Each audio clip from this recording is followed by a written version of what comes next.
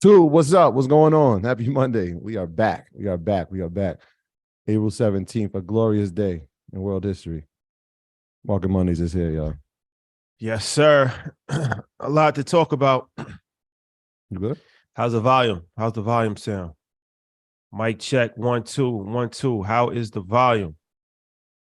Let's get into this. Let's get this going.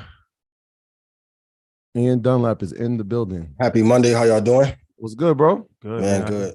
Glorious. Feeling like y'all? That's it. Only way to go. How you feeling? Amazing. Amazing. Knee still recovering, but doing good. People are very concerned about that knee. My mom did ask me about that, bro. She was concerned. Tell your mom I'm doing better. Okay. She's watching, so she heard you. Hey, Queen. I appreciate you. Shout out to you, her and your dad as well. Yes. Appreciate that. Yeah. The doctor said I need about 3 weeks of recovery with the nurses. Pretty much. Yeah, we got a live studio audience today. What's going on? Yeah, we got some, I got some hospitality. They want to play quiet, but internet was running slow at the hotel. I was like, yo, shout out to my guys. Y'all connected with them in Puerto Rico. He was like, I got you. Yeah. Yeah. That's the family. That's the family. They show mad love. Mad love. Well, you in PR right now? Yeah. Puerto Rico 3 days. Sorry, I'm in pajamas, but I just got off the PJ. Shout out to PR, man. Nice. Great place to visit, man. Yeah. So do you know Spanish at this point? Poquito. Okay. Who knows? Maybe at Invest Fest, I may break out something, a little Espanol breakdown about Mercado Libre in Spanish. Ooh, I love that company. I saw Mace doing Spanish on the show. He did actually a pretty impressive job. Yeah, yeah. He lived in Mexico City. Did he for real? Every time Mace has lived everywhere. Shout out Betha. Yeah, shout out to Betha, man. All right, ladies and gentlemen, this is going to be a big show. A lot to talk about, a lot going on in the world, a lot going on in the market, a lot going on everywhere for sure.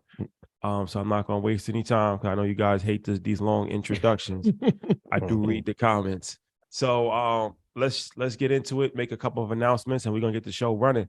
Tomorrow, big episode for us. Shout out to brother Ash Cash. Whoa. Yeah, shout out to my guy. I love him dearly. Yo, this is perfect timing. Second time around. He's talking about how to write a book using ChatGPT, the benefits of being an author, how to get residual income from books. That was his thing years ago. He was on that wave, and he's written like 12 books. Yeah.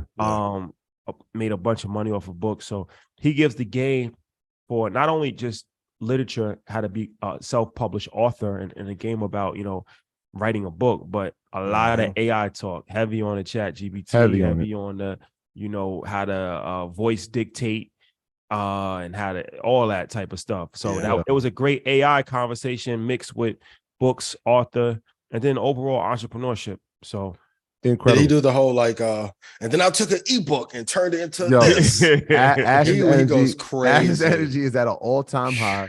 Listen, episode 26 was a classic. He gave the blueprint on how to be a self-published author. Like Shadi said, this one is being a self-published author, but adapting to the times of ChatGPT. If you've been reading and we talk about one of those professions that will definitely be affected or changed, authors, people who are writers are definitely at the top of that list. Absolutely. And if you don't adapt, you will be replaced. And so he gave the game on that, man. Shout out to our brother Ash Cass.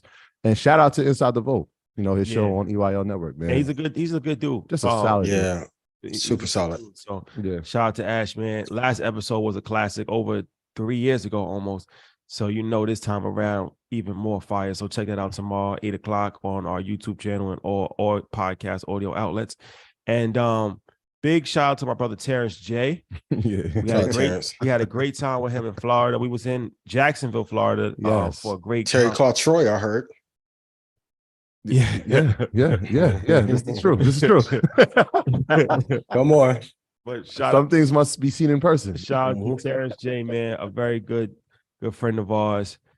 Just a good dude, man. Super solid, and a lot of great energy. Ran into Kenny Burns, ran into to Ludacris, a bunch of people, man. So it was a great time in Florida. And then this week we'll be back.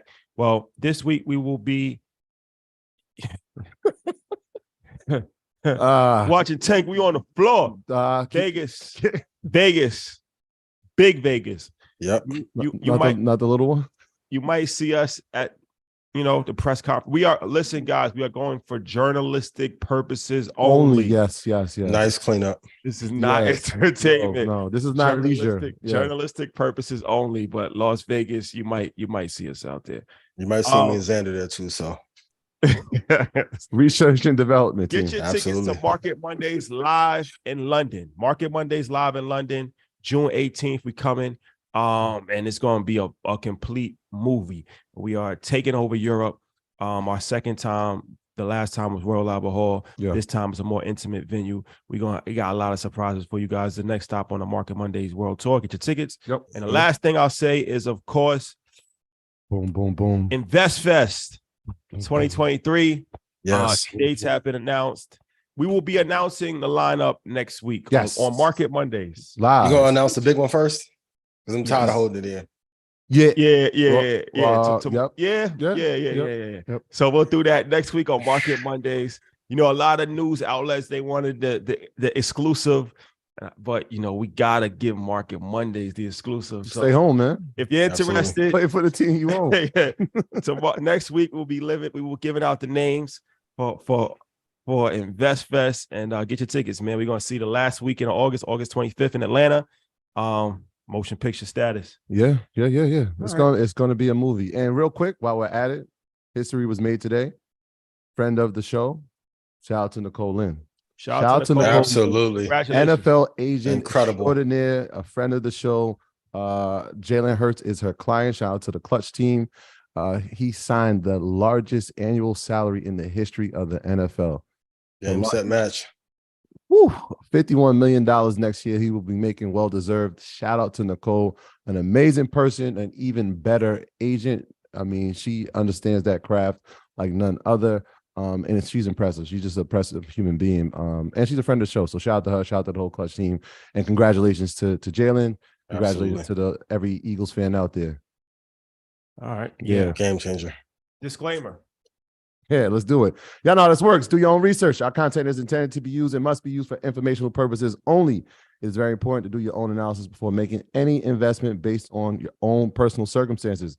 You should take independent financial advice from a professional in connection with, or independently research and verify any information that you find on our show and wish to rely upon, whether for the purpose of making an investment decision or otherwise. Shout out to everybody. Yes. Shout out to Jacksonville again. A lot of people came up to us and were telling us about how Market Mondays has changed their life and how, they learn how to invest by watching the show. And that happens to us a lot. It happens to us in the airports, when we're walking, when we're going out to just, get something to eat. That happens a lot. So I just want to shout out everybody that's doing their research and they're applying the research and actually execute on it, man. Shout out to y'all. It's the reason why we do what we do. Love is love. Absolutely. Ian, any announcements you would like to make? Yes, I want to say happy birthday to my sis Stephanie. I had a blast. It's the reason why I'm out here. I also want to shout out our guy Corey. So for those of you who don't know, Corey is behind the scenes at the Joe Budden podcast. Shout out to Corey. It's one of the introducers to Joe. It was his birthday. So happy birthday, my brother. I appreciate you. Today's his birthday? Yesterday was. Oh, happy birthday. Happy birthday, Corey. Related to the bro. Yeah. Couple birthdays. Yeah. Shout out to him. Yeah, it's coming up close. I need everybody to go to Nike's page and tag them in a post and tell them we need the Master Investor Red Panda dunk collaboration. We're gonna quit playing. Oh, I saw that they was coming out with the Red Panda dunks. I saw that. And how y'all not call me? Come on. Let's make it right. Y'all go tag Nike for me so we can make some magic happen. Kudos to Black Enterprise and The Source magazine. I got an article in there, so if you guys can check that out, I would appreciate it. Shout out to the team. Yeah, congratulations. Congratulations to y'all. Signed, sealed, delivered. Boy, when that's dropping. Got everybody asking when the album dropping. Boy, I said. Well played. And stay tuned. I got an announcement next week too. So we're cooking something up, Ian. Yeah. Let's not give everything away. We won't give everything away. We won't give everything away. Prayers up to Jamie Foxx too. Absolutely. Speedy recovery for sure. We had the pleasure of meeting him a few times. And you know, he's a legend to everybody, and everybody is praying for him, and God willing, he'll pull through soon for sure. Yes. One of our legends. Yes. Okay. So I know everybody wants to know about Apple and all that, but we gotta let the beat build before we talk about this. So the first thing that we talk about, let's start the show off like this. What are the top most important lessons on investing that we need to know? So number one, Nvidia's up 87.48% year to date. Over 1 year, they're up 23%. So I'm sure you guys are seeing it, but every time I post about AI or you guys do, it's like, what do we do? 2 tech, 2 index, no stress. Apple, Microsoft, Nvidia are going to be the leaders there. Invest in those. Apple is doing amazing. Microsoft is doing amazing. Nvidia is doing incredibly well. Number 2, the information that I'm giving you are not conspiracy theories. I know it feels like I'm going off on an Umar Alex Jones tangent with the brick stuff, but this isn't something I've been talking about this since the show started in 2020. We're now seeing it come to fruition. I know people think I may be highlighting this China-Russia situation too much, but you're seeing a lot more consolidation in industries. Things are getting really serious, which brings me to the point about Elon. Elon now has changed the name from Twitter to X. They apply for a financial license. So now you can trade crypto, going to be able to buy stocks. There'll be a combination of Twitter, PayPal, and WeChat all rolled in one. If I am Brian Armstrong from Coinbase, I would be in my pants right now. Write this lesson down. Everyone on earth is your competition. I told us to Stock Club earlier, but if Jason Momoa and The Rock and Cardi and Amigos and Whack 100 figure out how to trade futures and do a show together, I'm going to be terrified. So while he's putting up the Dogecoin thing on Twitter and everyone's like, oh, he's just playing around on SNL. You don't think Twitter and Elon sat and watched Robinhood come into prominence and say, I'm more popular than all of those CEOs combined. I can do the same thing. And they actually love me. Number 4, Saudi Arabia is buying Russian oil and secretly sending it to the European market to avoid sanctions with the United States. Number 5, you have to begin learning AI 3 hours a day. I have never seen a space exponentially grow week over week like I have the AI space. Agent GPT is a good resource you guys can write down. So you can literally type in, what do you want to do? Hey, build me a 10-point marketing plan for a fintech startup, and it will create all the tasks associated with. They've been getting throttled down the last couple of weeks. But if you use Chat GPT and Agent GPT together, these are great in combination. And a couple of people asked me my thoughts on a Buffett interview on CNBC about TSM. And he sold billions of dollars worth of shares in TSM. I've never heard Buffett sound more befuddled or terrified at the prospect of a takeover. There's even some conversations politically, these are not my takes, this is from the government, on if they should bomb TSM to prevent it from being taken over, even though they have plants here in the United States. This isn't me.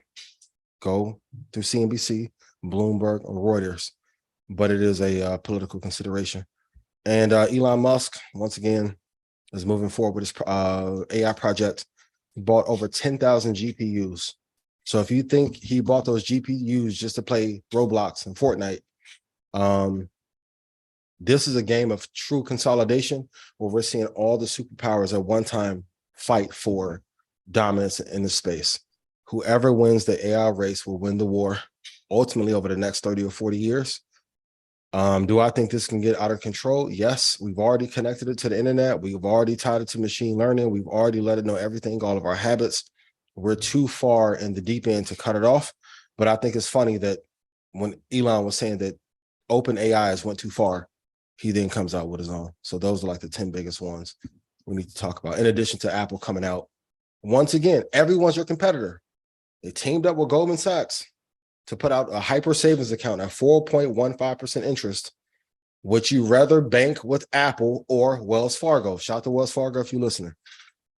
But people will feel a hell of a lot safer with Apple. Once again, 2 tech, 2 index. There's the safest strategy of all, the 2 best companies of all time, paired with the 2 best indexes. You cannot lose. Yep. Yeah, okay. it's a lot.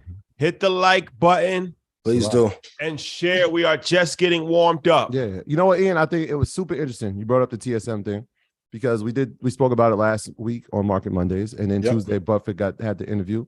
And if you listen to the language, right? Like when they asked him the specific question about why he did it, it was really pretty much the uncertainty, right? Or the threat, what China could potentially do.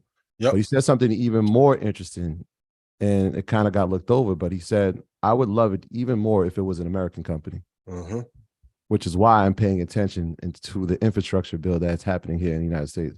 And we keep talking about it and we keep talking about it. So to hear him confirm what we've been saying, it was like, I hope they're listening. Yeah. Right. It's like this is the moment, right? Like we're talking about $60 billion being spent to build infrastructure here in America. Yeah, you would like it as an American company because you could have it under your control without the threat of invasion. So like these little things that they're saying but not saying, you got to pay attention, read between the lines. Absolutely.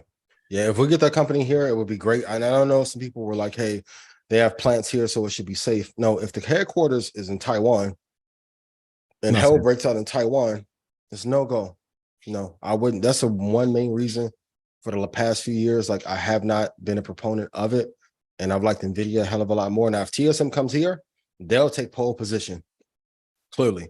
But in all of this information, I don't want you guys to be confused. Apple, Microsoft, NVIDIA are the three best. Please go invest in those. Those are the safest, pairing with indexes. Please put in chat. Investing is really fucking simple.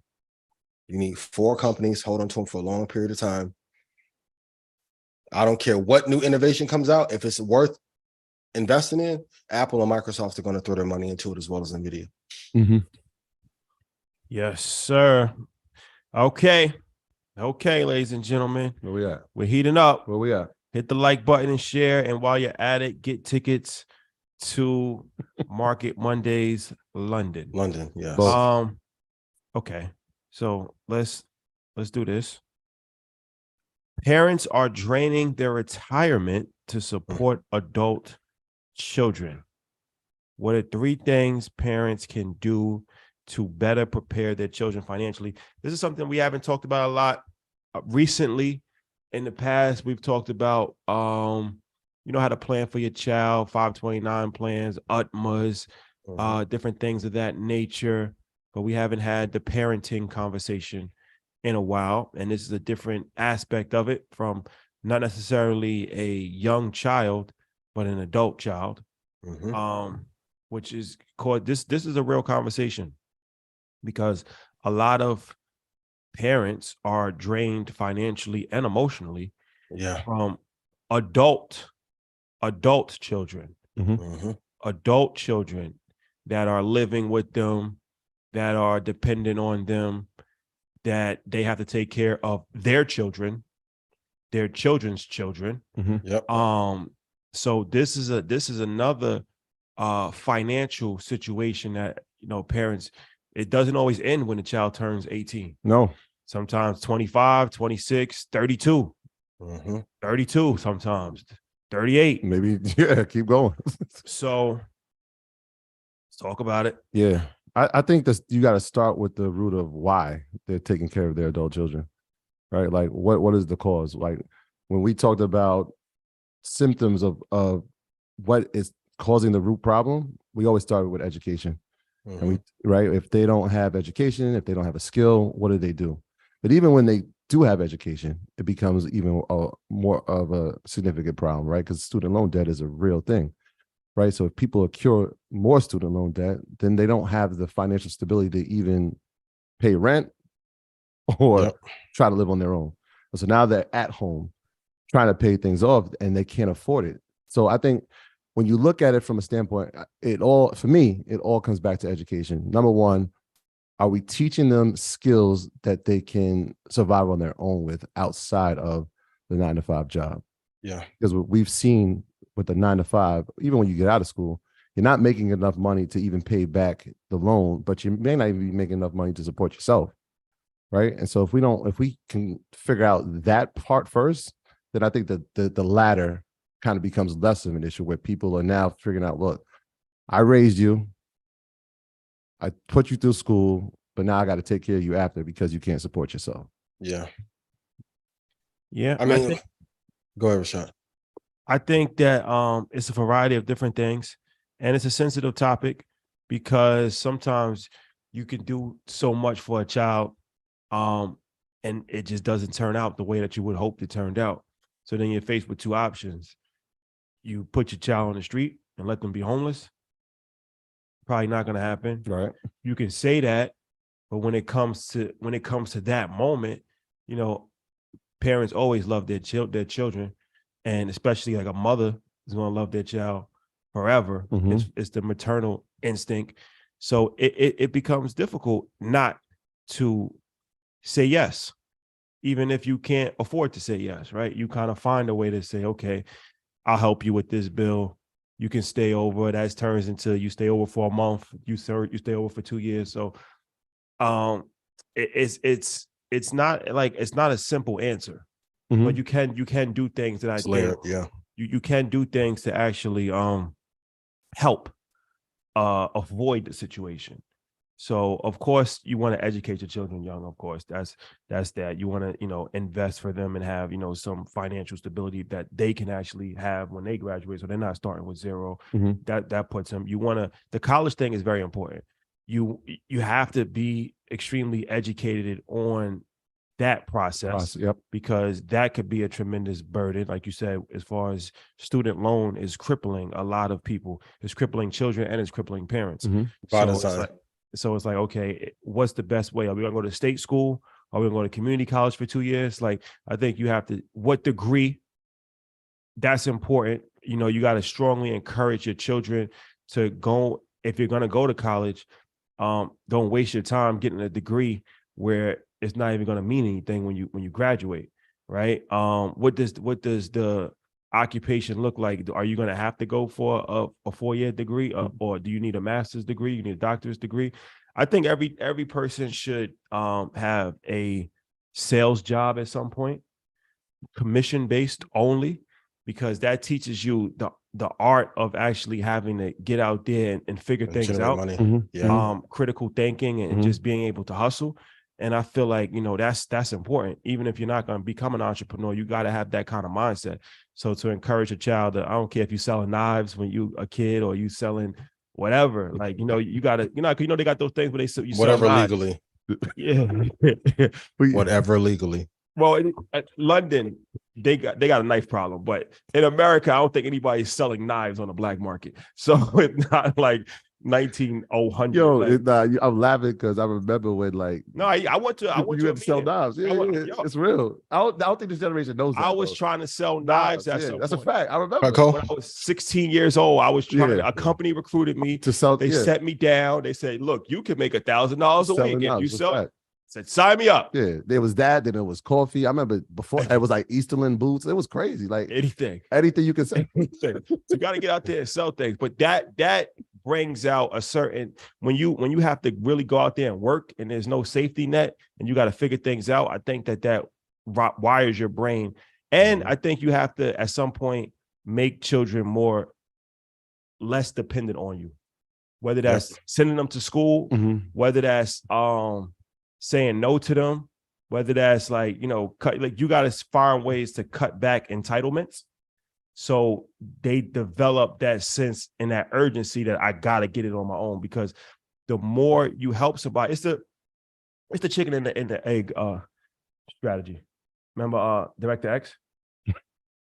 We revisited this conversation 2 weeks ago. Yes. So the thing about it is, and I'll just briefly summarize it. It was like there was a science experiment done where it was a chicken inside of an egg, and they had like the regular ones that was just in the incubator, and they broke out and they was just regular ones. And then there was ones that they really like coddled and they did special treatment for and all of that. And they actually hurt the development of the chicken. So it's like, I can help you, but I'm not going to help you, because if I help you, I'm going to hurt you. Yeah. Let's pause. Just really let that sink in. Yeah. No. If I help you, I'm going to hurt you. So the next time somebody asks you for help, think about it. Is it really worth it? Or are you going to hurt the person? So it's like, I'm not going to help you, because if I help you, I'm going to hurt you. No, I'm helping you by not helping you. I'm helping you by not helping you. That's the best help. And I don't want to hurt you, because it's like a crutch, right? At some point, you got to figure out how to walk on your own. I've been trying. If you constantly helping people all the time, yeah, you're doing them a disservice because they're never strong enough to survive on their own. So that's the question, right? And I know I want to hear your take too, but it's like, at what point do you not become the crutch, especially for parents?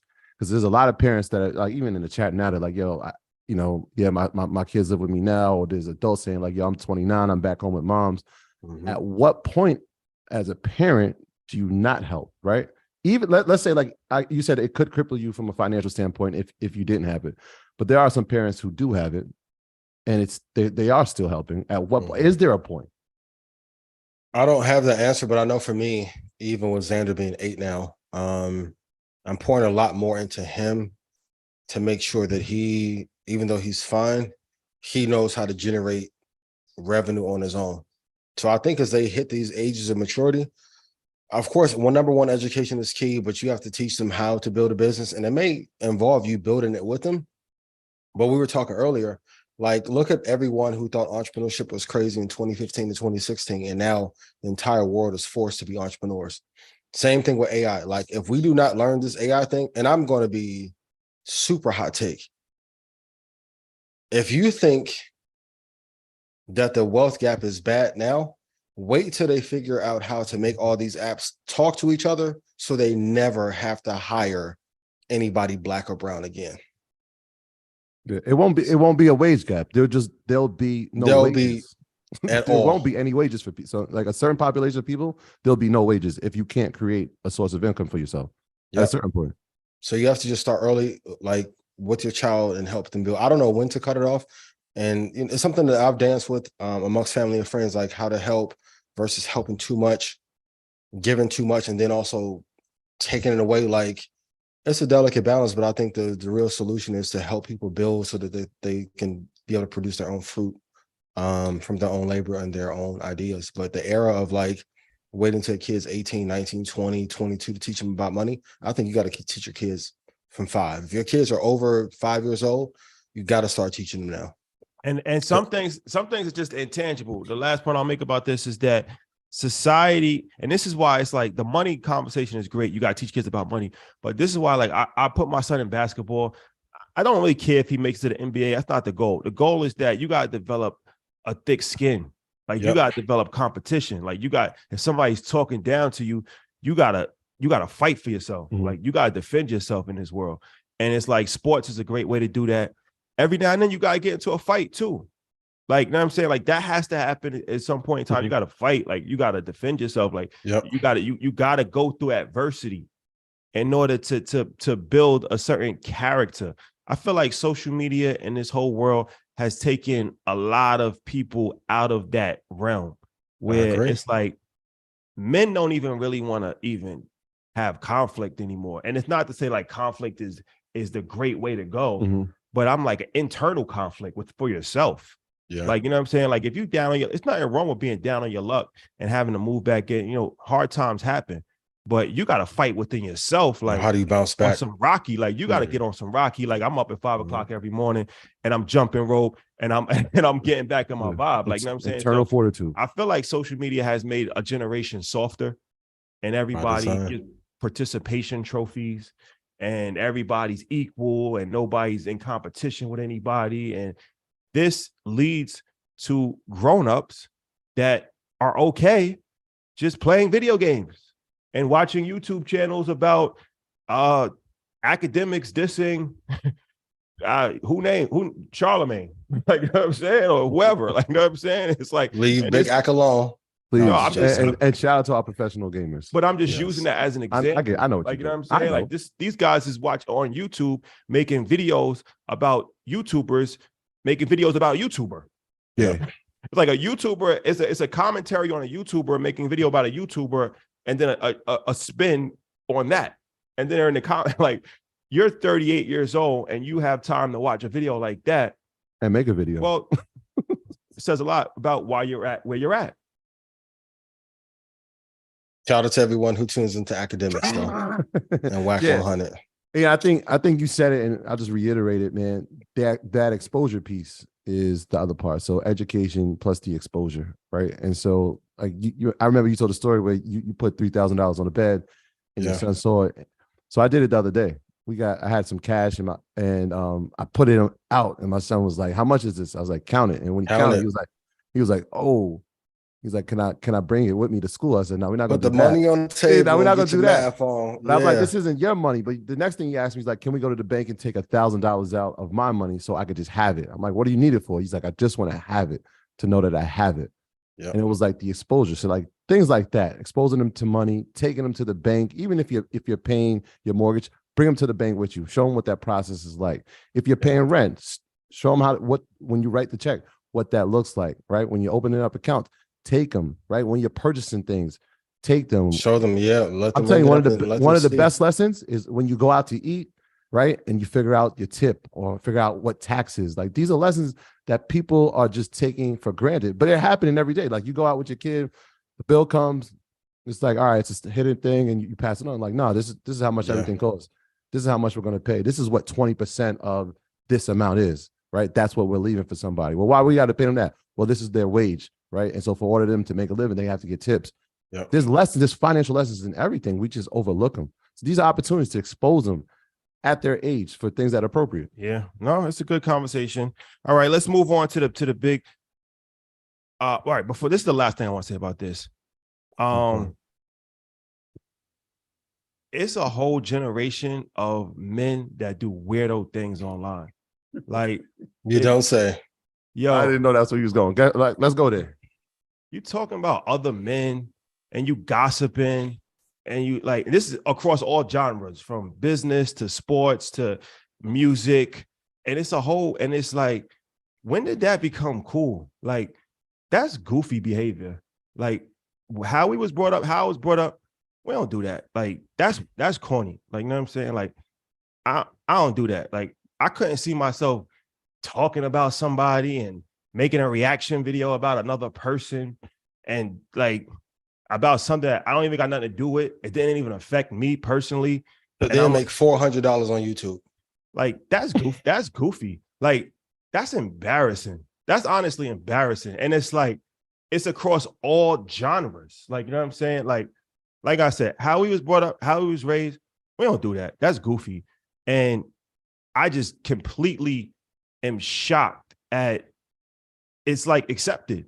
Like, you know what I'm saying? And it's like, even like, dudes that you would think would even be stand-up dudes, like they buying into it, they feeding into it. It's just like most people would rather be famous than be financially free. That's the thing that shocked me the most about doing the show over the last 3 years. People would rather gossip, which once again is the ultimate asset of the poor. Gossip and BSing online. Not many people want to be free. Like Ty and I was talking about it this weekend. Like we used to think that everyone wanted to be successful. Most people just want to get by. And to cope with what's going on, you would rather make reaction videos or negative commentary online to like pass the time. You know, but to each his own. Kudos to those of you that are here that choose to invest your time wisely on a Monday and that want to get the bag and run it up. And if I've made you money, please put yes in chat. And to all the chatty boys, please stop. Chatty Patty. The Chatty Patty. Yeah, I thought Dame told y'all, man. I thought Dame told y'all 8 years ago, man. But says a lot about the times that we're in. The Chatty Patties. Y'all more emotional. Y'all more emotional than women. Men, I think it might be something. I don't know. It's in the air, the food, but men are food and water. Men are more emotional than ever before. I agree. Men are like little babies. That goes back to the conversation. You wanted to see that other B word, didn't you? No. Men are so emotional these days, bro. It be grown men. Well, what Drake say?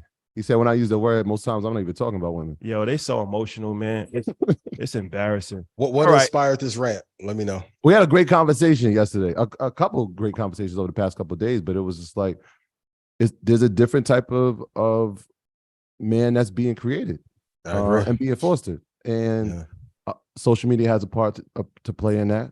I'll see why the women be frustrated too. These are cop men that God making, boy. I guess that's not the kind that we grew up with. That's part of it too. I guess that's because they run with lame dudes too much. Hit the like button and share. Okay, let's get into what everybody wants to talk about. Sorry for my rant. Apple. Yes, Apple my baby. Launches its savings account with 4.15% interest rate. Now, Yeah. Apple has launched its Apple Card savings account, offering a 4.15% annual percentage yield, APY, with no minimum deposit or balance requirements. It's important. Users can set up an account through a wallet app on their iPhone. Daily cash rewards earned through the Apple Card will automatically be deposited in the savings account, and the users can change the destination of their daily cash or add funds from their bank account. The account is launched through Goldman Sachs, and a collaboration with Goldman Sachs, and offers a higher APY compared to the average national rate of 0.35%. So the average is 0.35%, and Apple is coming in with 4.1%, but it's only for Apple Card holders. Yeah. Yes. Yeah. Can I go crazy real quick? Yes. Yeah, go ahead, Told you. Banking, healthcare, fintech. We'll talk about quantum sciences later, quantum computing. There's only a few categories of business that matter. So, of course, if I was CEO of Coinbase, I would be concerned. If I was the CEO of Robinhood, kudos to Vlad, I would be concerned. 1.8 billion people have iPhones. So even if they only get a fraction, let's say 10% of people to use the product, it's 180 million people. While banks are collapsing, I said this in Stock Club earlier, you have to decide if your business thrives when there's quantitative easing and a bunch of money flowing around, which is like a hype beast type company, or if you do best in a recession. Meta, Facebook came out during a recession. Apple was launched during a recession. So was Microsoft. Now with the trust that they built over 40 years and all the users, you don't think that they're going to take market share away from Bank of America, Wells Fargo, Citi, while teaming up with one of the best banks, Goldman. And I'll be interested to see if JP Morgan then turns around and does a partnership with someone to kind of offset this. Investing is really, I don't know how to frame it any simpler. Like in every category, you want to go see where Goldman ranks amongst the banks. They didn't do this with Wachovia back in the day for a reason, right? Stay focused on the top 2, top 4 in the sector, but the easiest strategy of all is 2 tech 2 index. If it's a valuable sector or segment of the market, they are going to deploy capital there to eat up market share. And for everyone who's like, yes, Capital One has one at 4.6, UBS has one at 5%. Most people in the United States have no fucking clue who UBS is. Most people are not going to go to Capital One. This is a numbers game. Let's stop making it so complicated, because I want us to get rich instead of talking about getting rich, right? I actually have a Capital One account. You do? Me too. I mean, cut the check, Capital One. I'm looking at my notes that What's I wrote. in your wallet? Respectful. What's in your wallet? you nailed it, man. Right? Like there are savings accounts that have higher yields, right? That's great.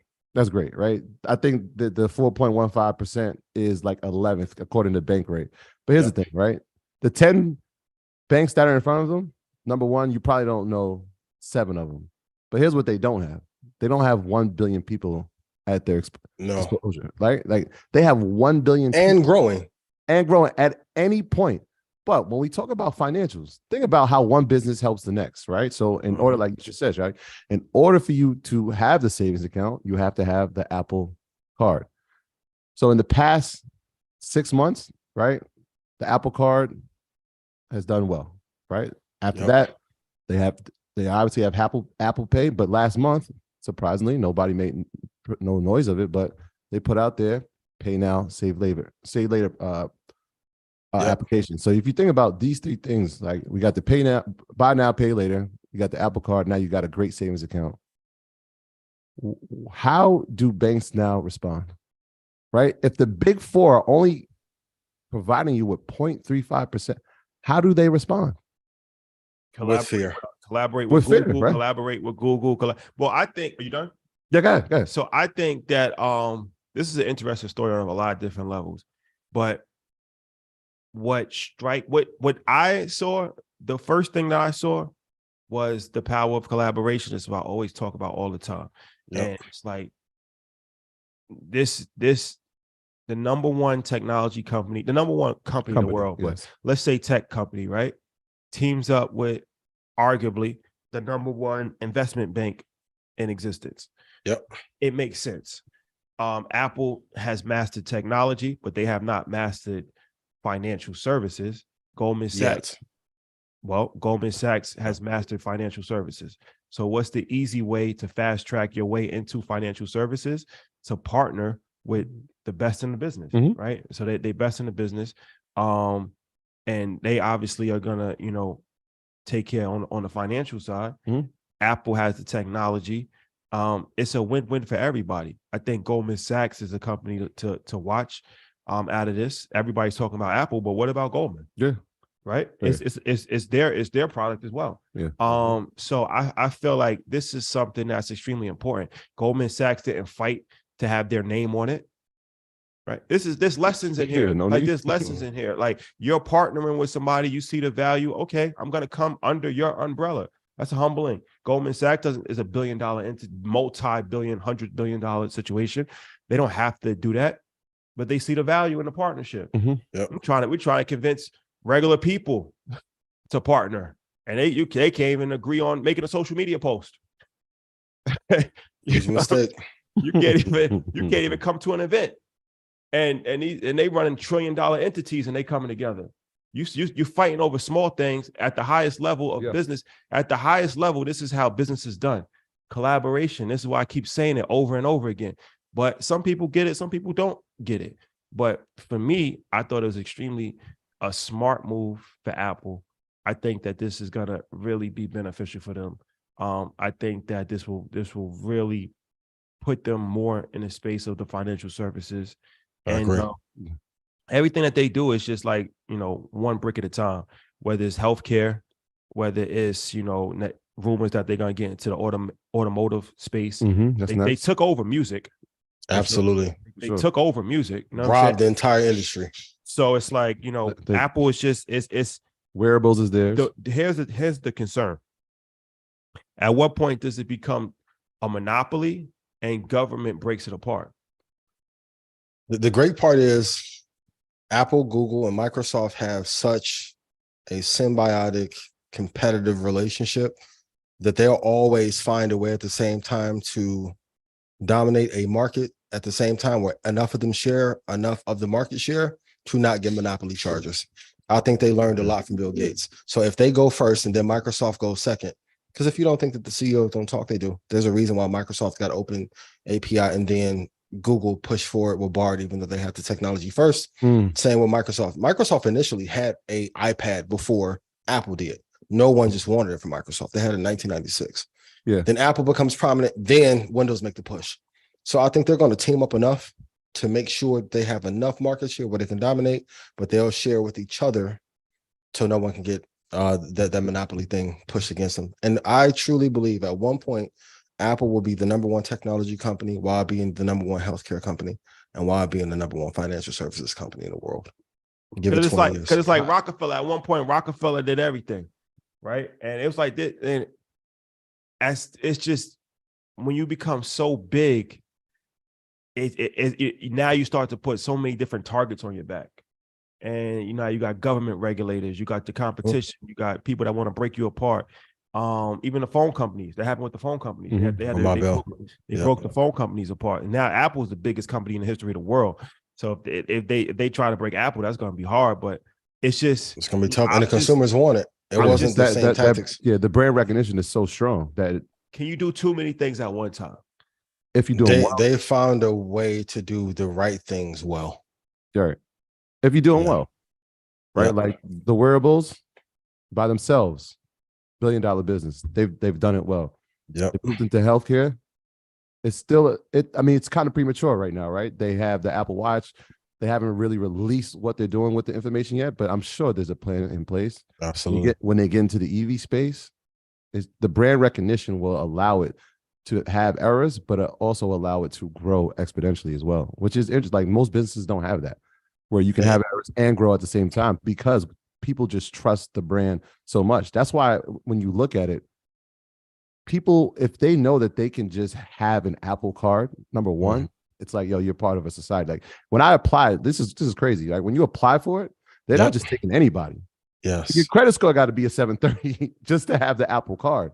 So you can't even get the savings account. So you're thinking about they're getting accredited people with high scores, right? And usually when people have high scores, that means they're financially responsible. And so those are the type of people that you want. And they refer better people at higher scale. And this it's is well played. Like, it's well even played. If you break them up, let's say if you broke off the App Store, the App Store is still going to get 30% of every business in the App Store.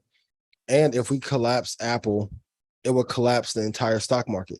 Apple and Microsoft is really the only thing keeping the stock market afloat right now. Two players is keeping everyone afloat. So you're in a damned if you do, damned if you don't situation. Break up the company into smaller pieces, and they'll dominate the top 15 or keep it together, and they keep the stock market afloat. Well, we have the issue with bricks. Speaking of stock market, let's talk about how this could relate to stocks. So let's talk about Goldman Sachs stock, which is currently at $342, off of its all-time high, off of its 52-week high of $389. So Goldman Sachs stock, it was in 2013, 10 years ago, it was $138. Yep. So what is that, like a 200% increase over that time? We covered them on Dead or Alive. Keep going. Yes. Yep. Well, let's talk about it again. Good. So Goldman Sachs stock. Now that this news has broke, is that something that people absolute buy? Yeah. Absolute buy. I like it. If it gets to, let me see. If it gets to like 247, I like it at that price. But Goldman has been one of the best run companies. I mean, they essentially mastered the hedge fund management model. And even in 2008, it went down to $47.41. It's at $339 now. Hell of a return. In 2020, it dipped down to $136. So for a bank or a hedge fund to get almost a 3x return in 3 years, that's unheard of. Great management, innovative model. Yeah, Goldman's one of the few that in the banking sector that I absolutely love. And yes, I love them more than JP Morgan. Shout out to everybody at JP Morgan. Please send my paperwork so we can get our deal done. Thank you. Do you think there'll be a response from a JP Morgan, a Morgan Stanley? They're looking at this and saying, like, look at what these guys have done.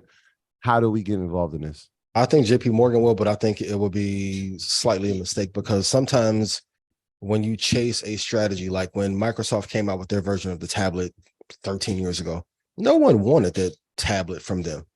So sometimes, like, if you are not a leader, and that's what I even told people personally, like, who may not like me, I'm like, hey, like, even if you don't like me, if you do the same thing as I do, you're going to raise me up, because your brand isn't attached to this thing. You have to find your own ways to innovate. Now, if JP Morgan or Morgan Stanley can find a way to do integration inside of payments for Fortnite or Roblox, that can give them the same kind of bang for their buck without competing directly against Apple and Goldman.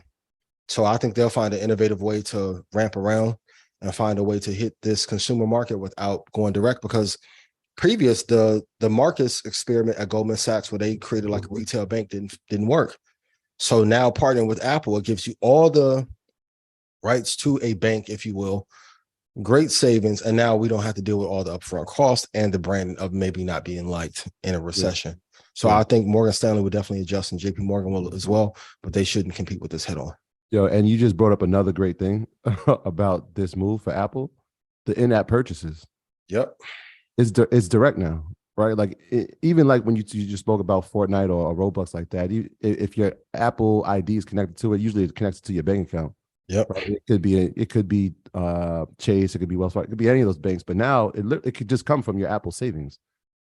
Just think about it. It's so streamlined that you almost knock out everybody else. Mm-hmm. That's a fact. And wait till they come out with an Apple Platinum card. And then loans. Let's not forget about loans. Yep. So like I think right now that you can get a loan for like maybe $500 to $1,500, but this is just the initial offering now for between the partnership between them and Goldman Sachs. But what happens when they get real sophisticated and start offering out loans and interest rates for them? When everyone keeps asking me, what do I invest in? Apple or Microsoft? I don't know how else to frame it. Like, so as far as the investing in Apple, because it's close to its 52-week high right now, should you just be buying Apple every single month? Or yeah, I've been telling people in Stock Club, like, if you can't get in at the ideal price, I would still buy more every single month for sure. And if it gets to like 178 or 180, I would stop buying there because that's too close to the high mathematically for it to make sense. I like Apple at 154 or 156. But if you're going to dollar cost average, just buy it every month and automate it, and you'll be good. Too much time is spent on did this price, and I'll tell even people in Stock Club, I'm like, hey, wait for the right price to hit and get rich or not. But if not, just buy every single month. Buy at the top of the month or the 15th and buy as many shares as you can, because and the number of people who have this phone who don't have 300 shares, 400 shares is unbelievable. I mean, between Apple Care, cloud services, the App Store, Apple Arcade, fitness, MacBook, iPad sales, AirPod sales. I bought 4 pair this year. Mm-hmm. And don't forget about the glasses on the way. What more do you want from me? Feel like Tyrese. You can go get another one and do like Tyrese girl. Like, I really want an Apple, but I picked you. Listen, just go get Apple, yo. It's simple. I know this is like the Apple show, but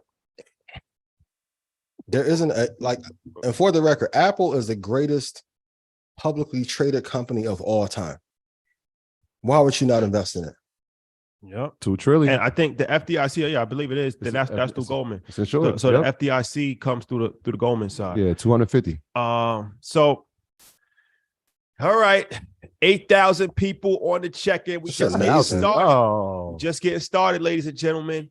Hit the like button and they be asking, is the FDIC insured? Is your relationship FDIC insured with that person who be on Instagram? Come on, quick ass questions, man. No, what about if it go above the limit of 250? And the post I love. Listen, fellas, don't let a $27 sundress cost you $100,000 in child support. You don't act. That's FDIC insured. It's a fact. Sundress season. Be careful, ladies. If you do finesse them, though, that's a 3,000% return.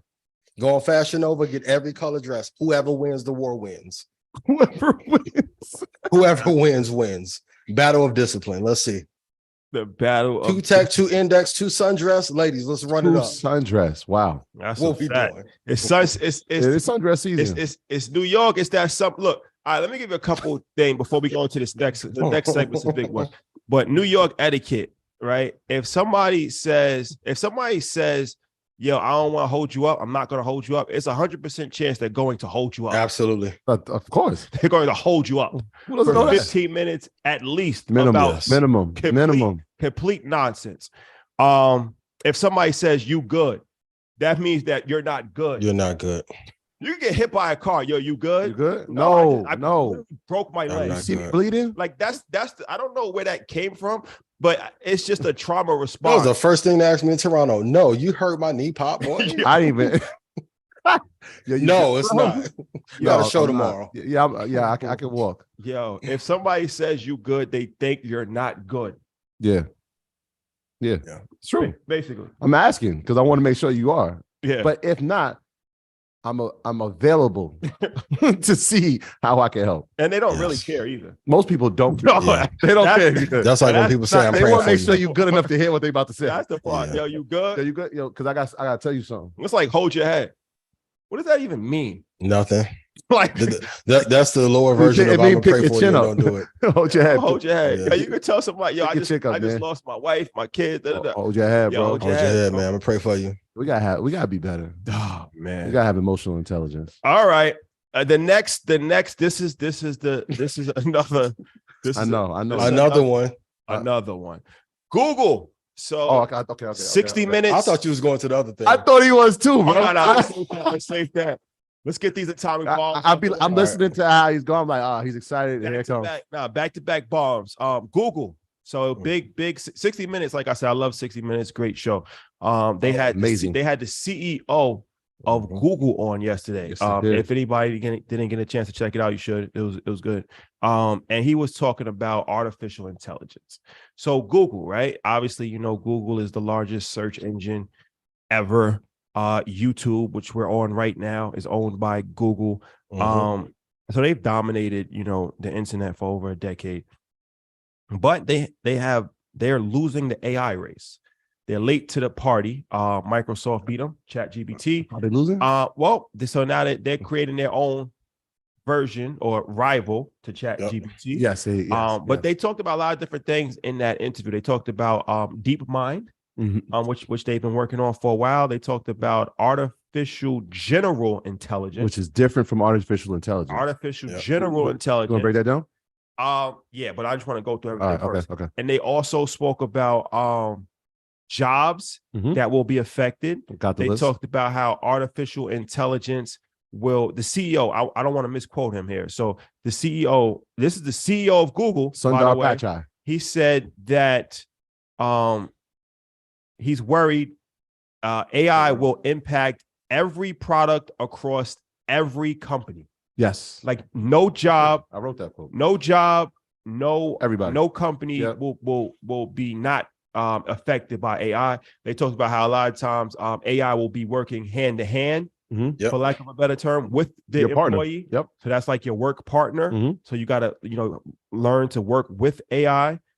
They showed their robots that were playing soccer. Yo, that was crazy. But the crazy thing about that is that the robots taught themselves how to play soccer. Right. So they started out when they played like most kids do, just run toward the ball, but they kept playing over time. They adapted, they learned, and they became more skilled as they went on, which is like you're watching this thing happen in real time. This is crazy. There's another quote. And the last thing. There's another quote though. There's another quote.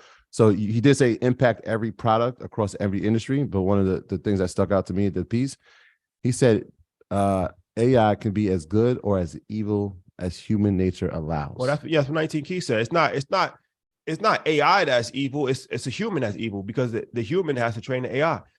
They also showed their chess master. They're developing a chess master, artificial intelligence. Yeah. So this is a lot of different things. And the artificial general intelligence. So mostly artificial intelligence is trained for one thing, right? It's like you could train to computer program, right? Or you could train something to actually logistically to drive a car. But the artificial general intelligence is like humans. Humans have general intelligence where now you can be educated on a variety of different things. That changes and now you can move in and out of conversations, move in and out of tasks. You could go from painting a wall to hammering a screw to playing ping pong to speaking Spanish to reading a child a nighttime story, right? That's artificial general intelligence, where now it's a variety of different things that's all working together. So that was a very, very interesting conversation. So we want to dissect this. It was crazy. Who wants to go first? I just want to say one thing. Is the air condition working? It is. It's getting hot. Okay. Muy caliente. Muy caliente. The part about it that I think is impressive and may go overlooked, the most important person throughout that entire piece, yes, the Sundar is the CEO of Google, but the most important man inside of the AI space is a Black man from Zimbabwe. Tell us more. Aliki Bole Shalo. James Manyeka. He Oxford grad, just a brilliant mind, but his job is to make sure that we compare AI and humanity in a way that is effective and doesn't become evil. So like he has the job of making sure that, for Google at least, that this AI is used in its appropriate manner, which is like a huge task. This guy becomes like one of the most important people in the history of the world, because this technology can become Skynet. It's the most important technology, maybe he said, since fire. Yeah, I agree. It's the most. Bill Gates said this is the second revolutionary technology that's ever came out in his lifetime. Obviously, the internet being the first. Yeah. So they said that this is probably one of the most important technologies ever. One of the most important inventions ever. Yeah, it made me think of the conversation we had last week when we were talking about if we would implant those chips in our brain. Because when they were talking about BARD and the operating system, how that works, they said the semiconductors that use BARD, right, that are used inside of it, they operate at 100,000 times faster than the human brain. And Bart, that's their version of chat. That's their version of chat. Yeah, that's the AI version. I mean, did you guys see the company that put the brain models on locusts and control them with AI? It's fascinating. It is fascinating. Like, and this is like, and the number one reason for this tool is automation. Of course, automation. Every time you hear that, I want you guys to think job destruction. Number one reason for it. Like, I am begging you. I'm doing it myself. Me and Ty was here in Puerto Rico going over, like, it's like 40 new apps that comes out every day. It's like almost too much. But I also said I have not felt this excited about entrepreneurship since I found trading. So figuring out how to use them all together. I even reposted like that Drake and Weekend collaboration. That was crazy. Last night I was up like messing with Resemble, and I only uploaded, I think, 25 clips. And it was kind of robotic in how I did my voice, but it did model my voice in like 15 minutes. So I'm like, if I upload 400 clips, what can I do at that point? So you have to be involved in this technology, or we're going to be pushed out effectively. Yeah. So Bard, the way they did it was they let it study the internet for a few months. It studied every single piece of content on the internet to come up with its prompts. Yep. So when you were talking about something that's computing at 100,000 times faster per minute, like this is, think about that. Like there's no way to compete with that. Now you said job destruction, right? But the way that the piece kind of made it look, it was less about job destruction, but more about job efficiency. Right. Yeah, but if I'm involved with Google, one of the biggest, I'm just saying the way they made because even when they were talking about chess, it was like, yeah, in 1 week it was better than the grandmaster, and then by 2 weeks it was the greatest player of all time. In a month, it figured out ways to move chess pieces that nobody's ever seen, ever thought of. Yep. The human brain couldn't even compute it. Yeah. You see what I'm saying? So now if you think about that in terms of jobs, number one, why is it able to do that? Because it never stops working. It's always computing, and it's computing at such a fast speed, and it never has to stop. This becomes more efficient because if you have machinery inside of, let's say, a factory, and they were talking about, and we had this conversation too about what are people buying? They're buying warehouses. It's not to put inventory in, it's to put machinery in so data. Yeah. They can actually store data and compute. And it was like, oh, but if you have that automated and moving at that speed, how more efficient is your business now? Well, yeah. How far do you want to go down this rabbit hole? As far as you like. So shout out to my guy Posey. We had a dope conversation yesterday. I know where you're going. Okay. The zombie economy. Yes. So there have been projections that over 300 million jobs will be lost or terminated, changed by artificial intelligence over the next decade, right? 300 million. So this globally or the United States? Globally, I believe. So this, I've never heard it deemed like this before, but zombie economy.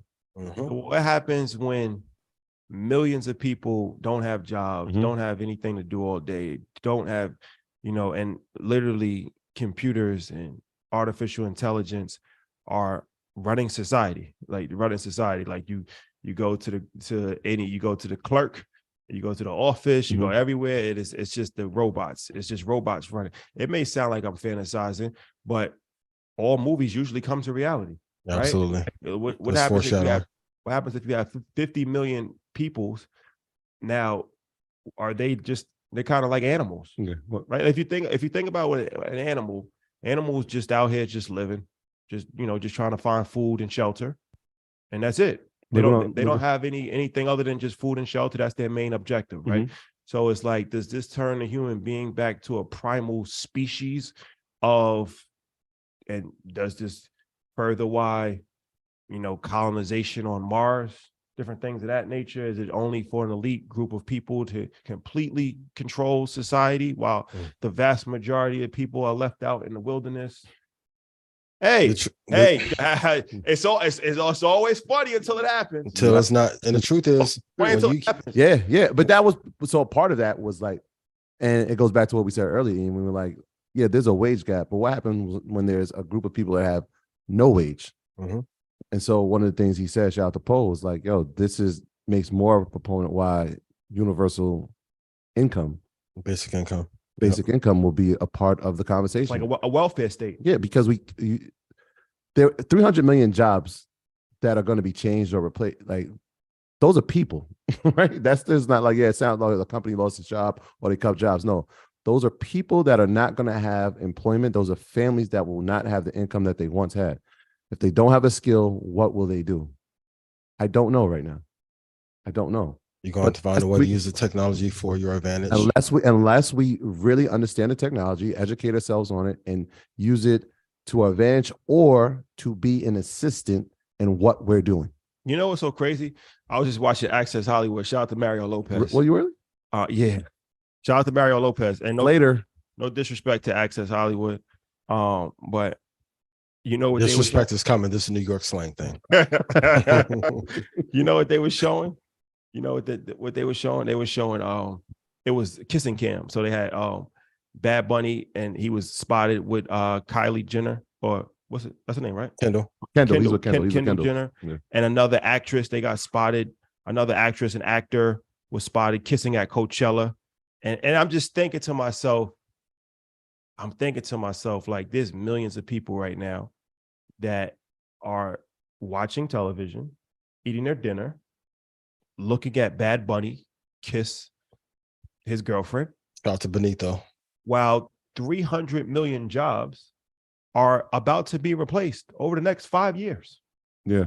And humans are in trouble, and robots are taking over jobs, and a computer is solving math equations that no human could even think of. Mm-hmm.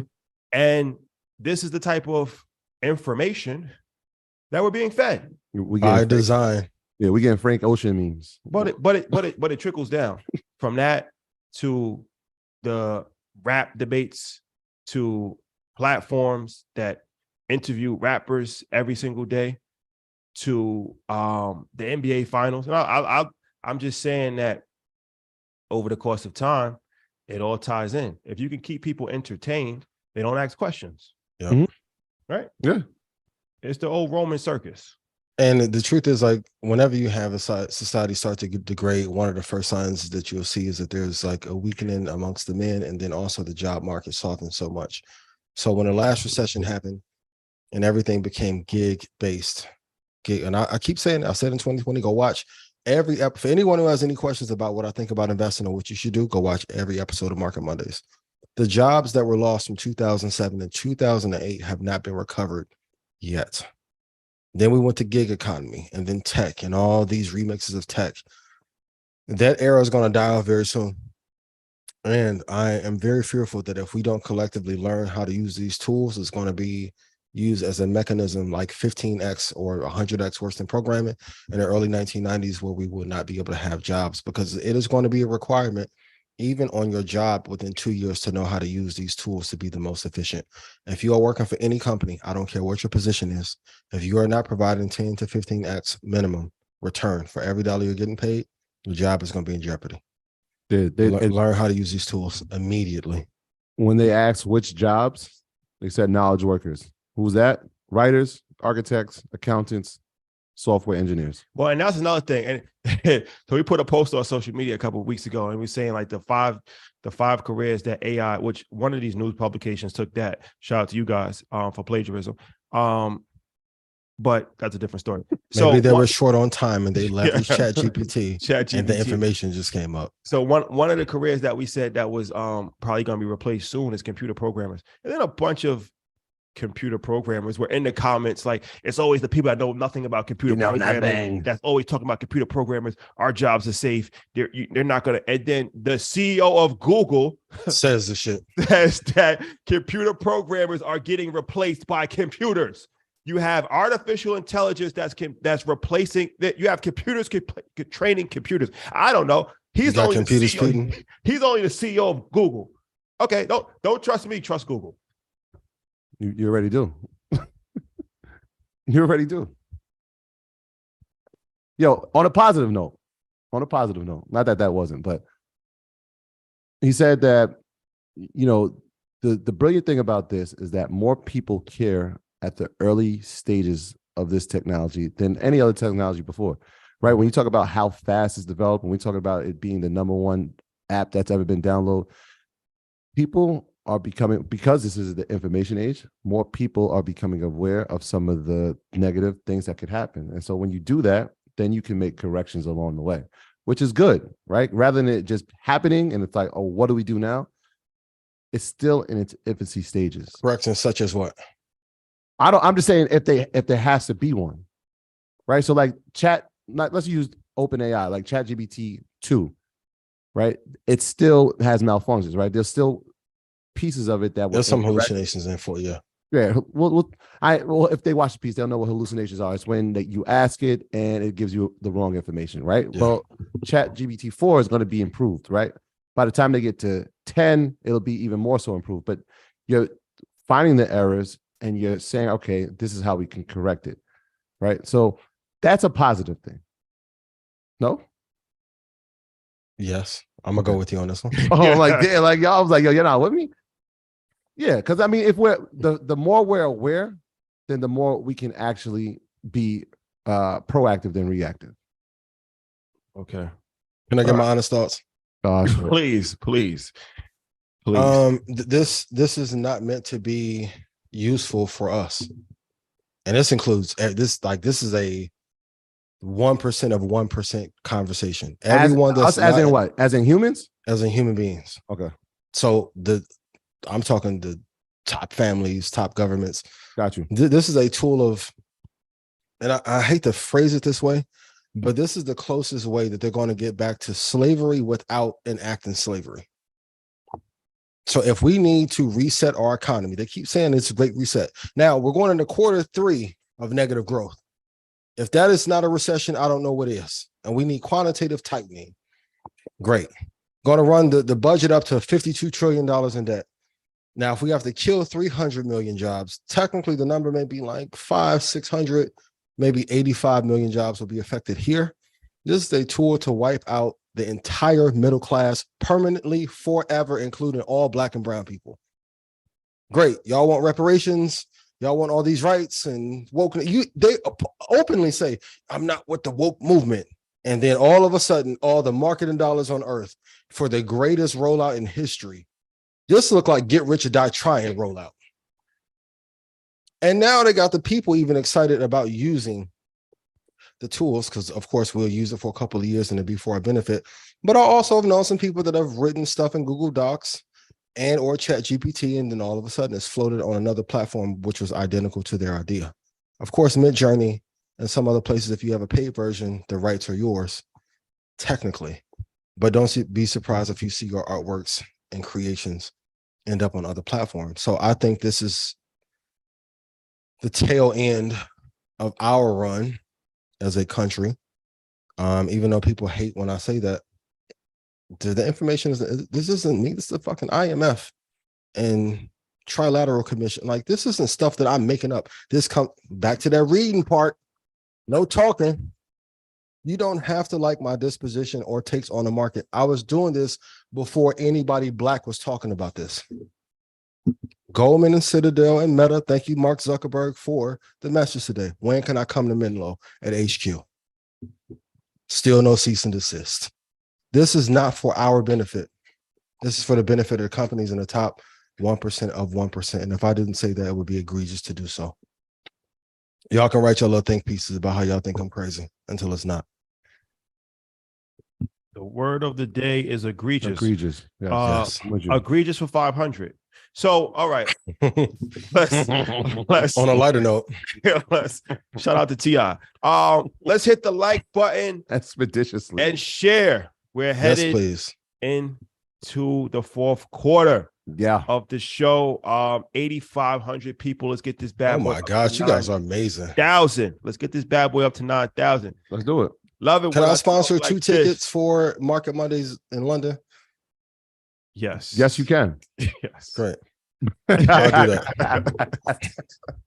Great. I'll do that. Whoever has the best comment, put your Cash App in there so we can get the comments going crazy. I'm learning a little algorithm. Shout out to Mr. Beast. And then we'll grab two and I'll sponsor those for Cash App Monday. Yeah, did you see? I mean, did you see the evolution from it was text to text, then it was text to picture, and then text to, I mean, speech. It's gonna be text to movie in like a year. That's what I'm saying. I could just say the type of movie I want, and it'll just make it. Well, they talk about the screenwriters in LA about to go on strike. Yeah. I think it's the Guild or something like that. Like the screenwriters, they're about to go on strike, and they. All right, keep playing. What was told. Shout out to all the workers, but they want y'all to do that. Keep playing. What was told to us is that they're already looking into artificial intelligence, writing script. Ash Cash did a whole episode about how to write a book, with ChatGPT and artificial intelligence. So they're like, all right, I'm not going to keep going back and forth with you guys, and you're going to keep striking. How about I write a whole romance novel or romance movie, in 1 hour? How about I write 20 of them in an hour, 30? Before you can write one, I'll have 200 movies written in a year, and you'll still be working on the screenplay for it. For those sort of writers, use the technology to your benefit, please. Okay, let me try this. We got a few more things to talk about. We got to hit that topic though. Oh, 100%. Should we stay in?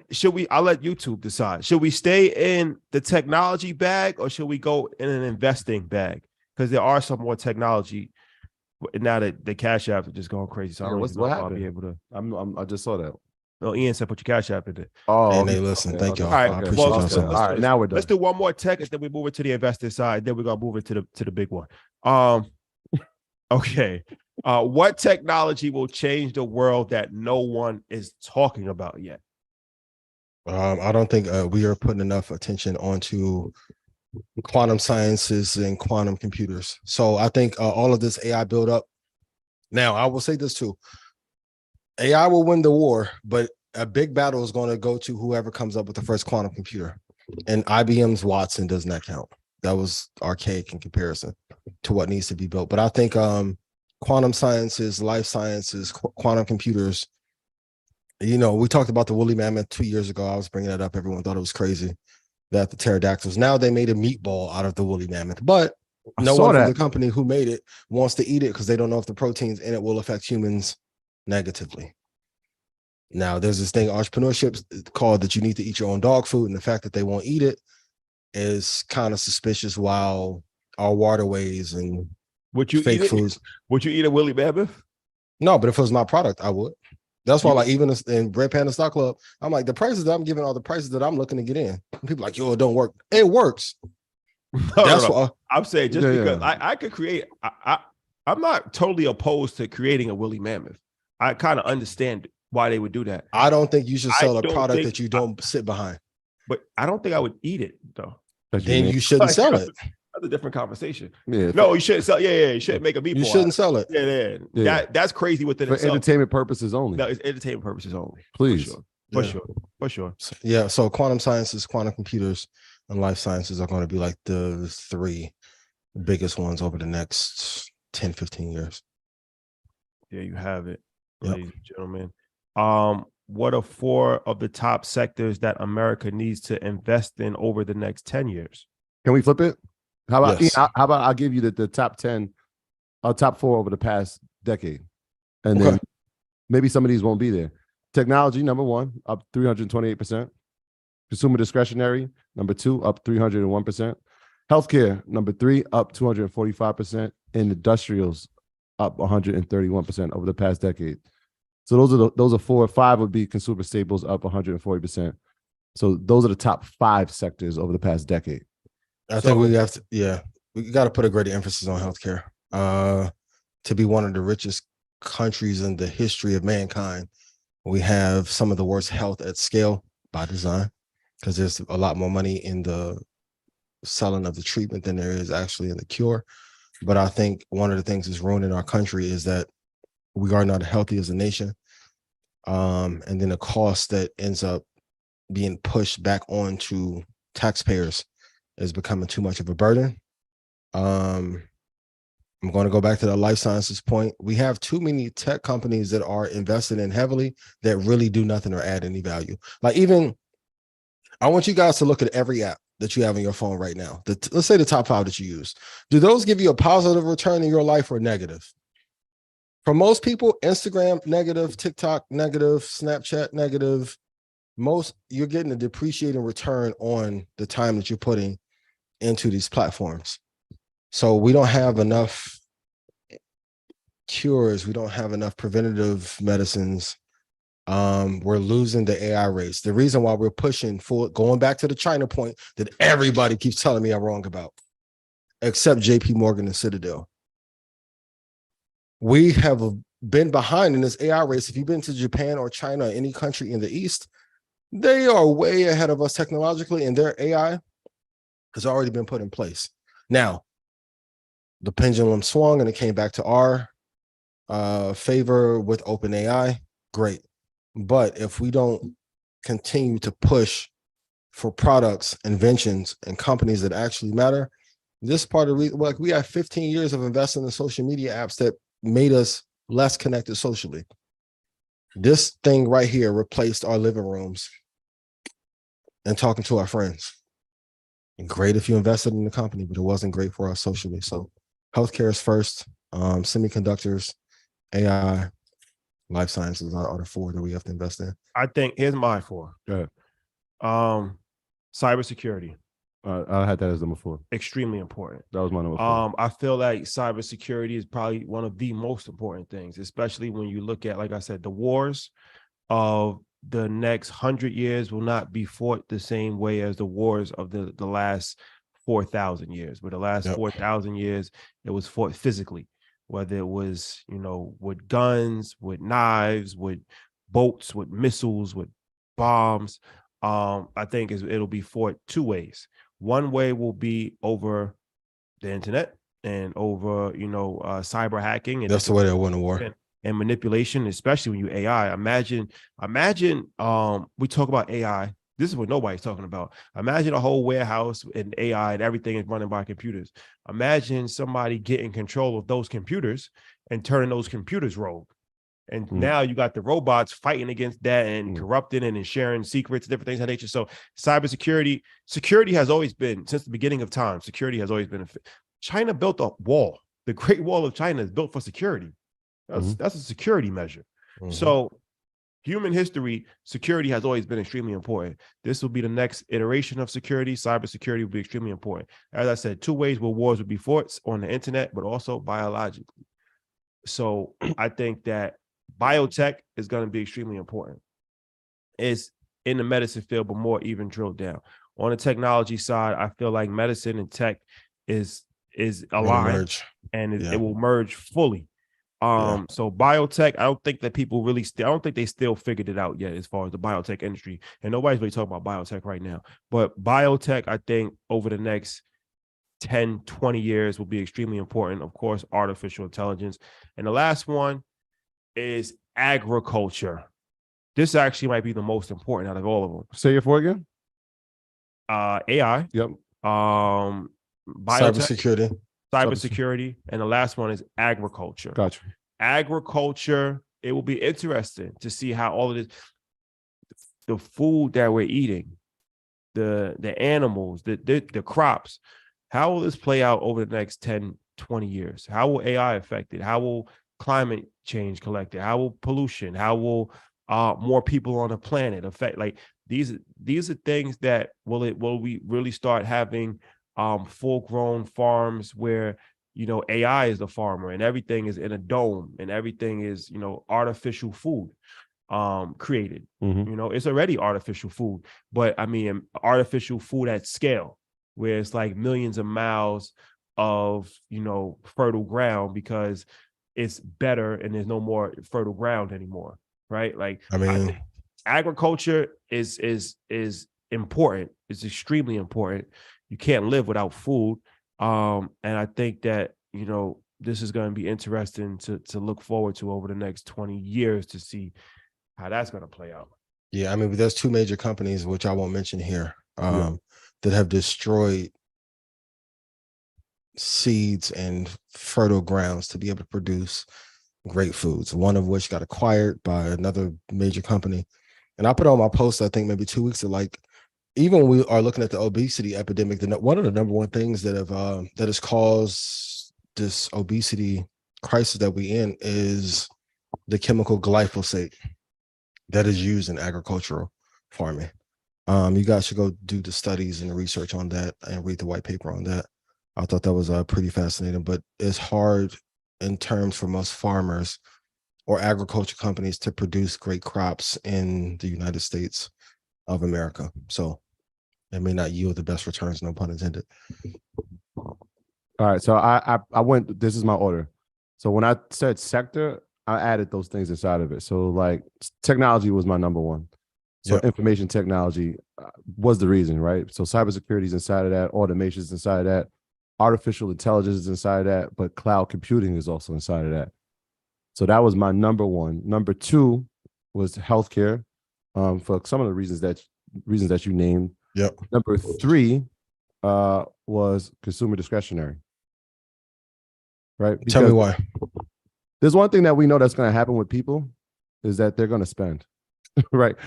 Our spending habits have, for the past 20, 30, 40 years, they haven't changed. They haven't slowed down. People who don't have the education or even have education, one of the things that they're going to do is spend. And so if we're talking about investing in companies inside of that or even ETFs, I like the space. Now, the last one, and this, I don't know, I kind of was like weighing back and forth because industrials was in the top 5 and then like real estate was in there, but I'm going to lead toward industrials for the 4th one as a sector, based on technology being at the forefront at number 1 and having to have infrastructure to facilitate some of this technology at a large scale. And we kind of alluded to it a little bit when we were talking about the warehouses, and when we were talking about TSM building factories. So all that falls under infrastructure, along with, roadways and, different type of projects that our economy, number 1, is looking at, but on a global scale, they'll be looking at as well, as far as expansion in the world of technology. So I think technology becomes the root and all these other things will benefit from that. So that was my 4. Yeah. I don't love industrials, but if you look at Chris Hohn's portfolio, you guys can go Google him, portfolio manager. He's invested in Union Pacific, which is a good one. So is Buffett. So I think you may be onto something there. ADP's in there. So it's not the Honeywell. So it's not like the sexiest It's not sexy. stocks, No, it's not sexy. Yeah, but it definitely gets the job done for sure. 2 tech, 2 index, no stress. Next week we will be announcing the names of InvestFest. For real, y'all gonna do the big name first? Do remember? I'm thinking about that. I don't know whether you should lead up to that or you start with that. Got you. It's boom. I ain't gonna hold you. I was gonna do it, but I'm not. Let the beat build. Yeah. Okay, guys, we're not done yet. Nope. We're not done yet. Nope. Want to go into Dead or Alive? Let's save it. Let's save it. Okay. Let's save it. You know what I'll do? I haven't done it in a while because it's important. Week earnings. Let's just do this really quick. Okay, we'll save DOA and we'll talk about a couple of companies that will be reporting their earnings. We spoke about a few over the past couple of weeks. Tomorrow, Bank of America will be reporting. Goldman Sachs, who we've been speaking about with their deal with Apple, will be reporting. Johnson & Johnson, when we talk about, and we could have thrown consumer staples in there just as a safe play, right? Because sometimes we tell people just play it safe. We could have put that. Johnson & Johnson is cooking, though. Not to interrupt. My Lord. And Netflix, a company we have been watching over the past 3 years very, very intensely. They have recovered. We thought they've recovered from where we thought they were going. Gotcha. Shout out to Bam. He wanted to remind me about that, so I gotta give Bam his credit. And he was like, "Yo, it's not going anywhere. It has slightly recovered. For the time being." So we got Wednesday. Morgan Stanley's reporting. Another company that I love, and we're talking about semis, and we're talking about people who have to make the semis, right? If we talk about TSM and how much they produce, ASML, the company that actually builds the machines to make those semiconductors, will be reporting. IBM will be reporting. Tesla will be reporting, and the good folks at Ally will be reporting as well on Wednesday. And then Thursday, speaking of TSMC will be reporting for the quarter, and Amex, another solid company that we actually use. And so why not invest? And then if we're talking about consumer staples, one of the best companies inside of the consumer staples sector, Procter & Gamble, will be reporting on Friday. So those are the earnings reports that I'm definitely looking at. If you listen to anything we said today or over the past 3 weeks, you should definitely be looking at them. All those companies for sure should be on your watch list. I talked about IBM 2 weeks ago when we were in Toronto about what I think they can do as far as AI in the enterprise space. So yeah, just keep a look on that. Keep an eye on it. Keep an eye on it. American Express, I like. Procter and Gamble, I like.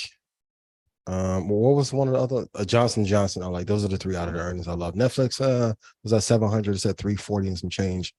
Has a long way to go. Netflix is just in the area where it should be. So, but those are the 3 that I love. Let's talk about Walmart. So Walmart is closing their 4 stores in Chicago and accelerating its use of automation across its supply chain as it chases higher profits. Yeah. And they also sold Bonobos.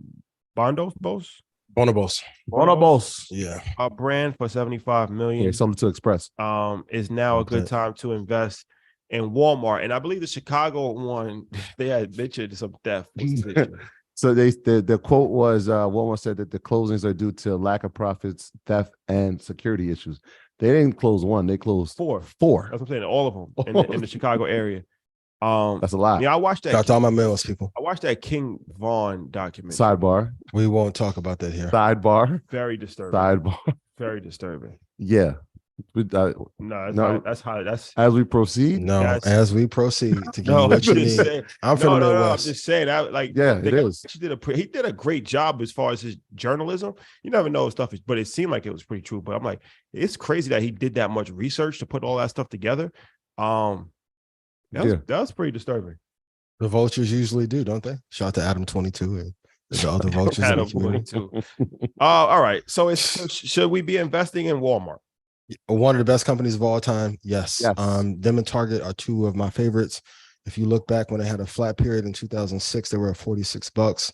They're currently at $149. You're not going to get like blockbuster gains out of them, but it is one of the safest companies. And they made some bad investments in Jet.com. I'm glad they sold off this brand and they sold off a few others recently. But the family is one of the best management teams probably in history. Definitely top 15 all time. Slow and steady growth for sure. Yeah, I definitely like Walmart. I have to wait for the price to pull back. If I'm looking to get in it, I would have to wait till like 114. It's currently at 149. Yeah, so I need to drop to like 114, 113 to be able to get in. But yeah, I would definitely hold this one for 5 years. Yeah, solid company. Them and Amazon dominate the e-commerce space. Here's an interesting fact. This is what they said. By early 2026, 65% of its 4,700 U.S. stores will be able to receive products from 42 regional distribution centers that are being retrofitted with automation. Yeah. Okay. 42 of its regional distribution stores will be run by robots. Yep. That's a lot of jobs. Planned destruction. A lot of jobs. That's a lot. Yep. So Walmart is up 71% the last 5 years. Let me look at Target in comparison. Target is up 131%. So those 2 together are a great pair. And if I had to pick one, I would pick Target, but Walmart definitely is a great company to invest in. So you would pick Walmart. I'll pick Target over Walmart all day. I'm saying, would you pick Walmart just over Amazon? Right, because it's still a order situation. No. Things of nature. So it's like, is Walmart really a good company to invest in when you compare it to? That's why I look at Walmart's competition is more of Amazon, not Target. Well, it's Target because of the brick and mortar. That's what I'm saying. But they're trying to move out of the brick and mortar situation. It's not going to happen. Yeah, they're a staple inside of the brick and mortar. You got to think about where they're placing their stores, right? In communities. Walmart. Yeah, right. Amazon doesn't have that. Their thing is completely e-commerce. So Walmart. Now, if Walmart did go completely all digital that'd be different. Got rid of, that'd be different. We have a different conversation at that point. Right. I would be pro Walmart over Amazon if that's the case. But but they even with that being said, they're still like they would. I mean, they might be number one, but the way it was pacing, Amazon was going to pass them this year in e-commerce. So I mean, they're still 1 and 2 inside of that space alone. But the brick and mortar is why I think I'm assuming that's why you're comparing it to a Target in stores of that nature. Yeah. Yeah. All right. Amazon needs to bring Bezos out of retirement too. At least get them up there. Let's talk about this. We talked about parenting. It's extremely important. That was a great segue. You're good. That was a great. You got media trainer. You got to cover all bases. When you think about your financial well-being and your financial strategy, you got to think about you got to think about everything that can happen, right? So of course, parenting is a big thing. You got to think about your children. But relationships is a big thing too. Yes. Relationships. The ultimate investment. The ultimate investment. It's a big one. It's a big one. So, you know, when you get married and you get divorced, you know, it can cause you tremendous financial hardship, burden, variety of different things come into play. Alimony, child support, got to give half of your money away, or maybe you don't. So, is that right? So, is that right? International football star, which we call soccer in America. This is my guy too. I don't want to mispronounce his name. I got his name. Okay. Yeah, Ashraf Hakimi. Yes. I know. I played FIFA and I used PSG. He's legend. So he's my guy. He played for the Moroccan national team. Shout out to French Montana. Yeah. And all the Moroccan coalition. They made it to the Final Four this year. Of the World Cup. Yep. World Cup. Yep. So he's 24, I believe. Yes, he is. His wife, I think she's famous as well. Actress. A little older than him. Mm-hmm. They got married. Did not work out. 2 kids. Filed for divorce. Blessings. Thought that she was going to get half of the estates, and then when they did the internal digging, they found that he really had no assets in his name. Yeah, 80% of his assets were in his mom's name. That he put his assets in his mother's name. Yeah. Mm-hmm. Shrewd move. Haven't seen that one. I personally have not seen that one happen before. Shrewd or wise? Both. Can't trust you. If you can't trust your mom, you can't trust nobody. That's the most trust. Facts. You know what I'm saying? That's the most trusted person in the world. So did you read the report was like mom didn't know. She didn't know about this preparation. Allegedly. This is allegedly. Shout out to mom for always covering. Shout out to mom for holding it down when you should. Everything hey, mama, I love you. In my mama's name. Yes, literally. That's it. So this is interesting for a few different things. It could set. I don't know what the legal like here in America, right? I don't know what the legal precedent is. There a legal precedent for that? Like if you literally just take things and put it in your mom's name, I've never heard of that before. Like I said, I was a financial advisor for 12 years. I've been in a lot of situations where people go through divorce. I personally have never seen that happen before. I've seen people try to hide assets. Yeah. Of course. But nothing done as deliberately as this. And then it also goes to the point of what a spouse is entitled to, especially just being honest with you. Just being honest. You're good. Just being honest with you. Just that little one Angela Yee segment clean.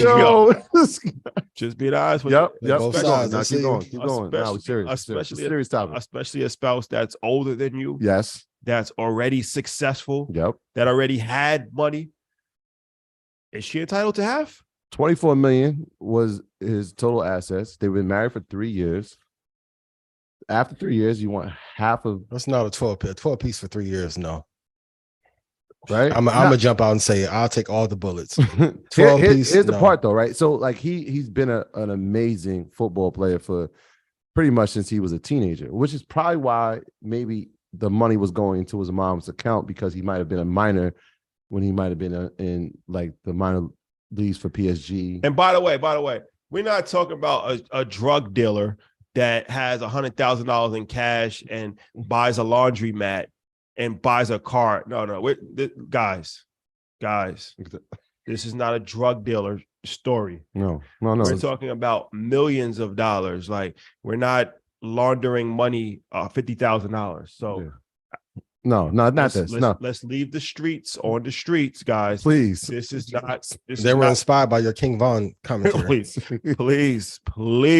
So please. Mom is the sole beneficiary of his wealth and income, which is interesting, right? Because most times kids outlive their parents, right? But if something happens to mom, this is the part I get straight. If something happens to mom, now the wealth and the assets get distributed amongst her next of kin, right?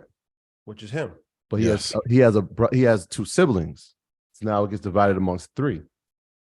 But unless, put it in the trust. Unless he put it in a trust or has a will directed to say that he is the prime recipient. That's where I was going. He probably has a trust in place where it's paying him over the course of time or paying another entity that he's in control. I don't want to give too much away. I don't want to snitch. Yeah. I don't know what he's doing. We don't know. I don't know what he's doing. We don't know. I don't know what he's doing. I'm just saying hypothetically. Is it brilliant or no? Let's get to it. I'll let you guys touch on this. What do you guys think? Yeah, it's extremely brilliant. Is it legendary? Legendary. 1000%. Legend of Bagger Vance. It's that meme. What's the meme? The Drewski meme? Gotcha. Surprise. Gotcha. And I think if he went to these lengths to set this up, I think he probably knew going into it that the relationship wasn't going to last that well. Yeah, I don't know what the laws are over there. I mean, of course, a lot of guys start hitting me like, hey, how do I do this? I mean, there's ways you can do that in a trust. We do need to have a conversation around protection of assets on both sides, men and women, when you get married. And then also too, I will say this too, if you are going to be engaged in the kind of relationship, to leave somebody high and dry is wrong, but I think 12 million for 3 years is a bit steep. Yeah. But City Boys got a victory on this one. I saw this one was the mama's boys out there. Shout out to mom. I'll call my mom tomorrow. Like, hey, the people want to know this before I went to court myself first time. You know what I'm saying? Is your PSG Shotty, is your PSG jersey on the way? Of course. Yeah. Moroccan national jersey, everything. But here's the thing. On a serious note, when you are in a relationship, it's important that you think these things through and you have a conversation. You have a conversation with your partner. Yes, early, right? Mm-hmm. Date 5. Like, let's have a conversation, and let's have these things, because we know that 50% of marriages end in divorce, and at some point we actually have to bring a divorce attorney up here, because it is a very serious thing. When you look at 50% of the marriages in America ending in divorce, child support is crippling millions of men all across America. Which is a fact. Yes. So when you think about financial freedom, this is one of the biggest hindrance on both sides. I'm not, because women a lot of times they're put in a financial bind because they have children or they have and they don't have enough money to support. So now you got to not only try to be a single parent and support a child, but now you're trying to have enough money to invest. It's difficult. Mm-hmm. Yeah. So and for the women, not to cut you off, there's a lot of guys that are preying on women now too. This is true. To try and come up off of women post-divorce. Oh, that happens all the time. True. Yeah. Pre-divorce, post-divorce. So it's like finances. This is a very, very important part of the financial picture of your life. And it can make or break you, because it's been proven that married couples have higher income and they have more assets, and it's obviously better financially if you're in a healthy relationship. But a bad relationship can cost you, not only from a divorce standpoint, like I said, from a child standpoint, from a child support standpoint from the man, from a single mom standpoint from the woman. And unfortunately, that happens too often. Where now both people lose. Nobody wins in that scenario. Right. The father can't afford to pay child support, so now he gotta just try to figure things out, because they taking half of his paycheck. The money that they even giving on the child support is really not enough. So now that the single mom is really screwed in the situation as well, because she's only getting a couple $100s a month from that, right? And she got to try to figure it out. But she got full-time custody of a child, and she's trying to figure out her education and her employment. Yep. And it's a cycle of destruction. Yes. And it has negatively affected the Black community more than any other community and children by design and the children. Exactly. And that goes back to the King Von thing. I don't want to be disrespectful about the King Von thing because it is a very serious manner, but it's a disturbing story where his father passed away when he was a young kid. So he's in Chicago, South Side, being raised by his mom, on the street, latchkey kids, stuff like that, different things of that nature. And what's he getting into? He's getting into gang violence. He's getting into guns, different things of that nature. And this is how his life turns out. So now all of this is an economic situation. All of this turns into an economic situation, right? The dad's not there. The mom is struggling. The kid suffers.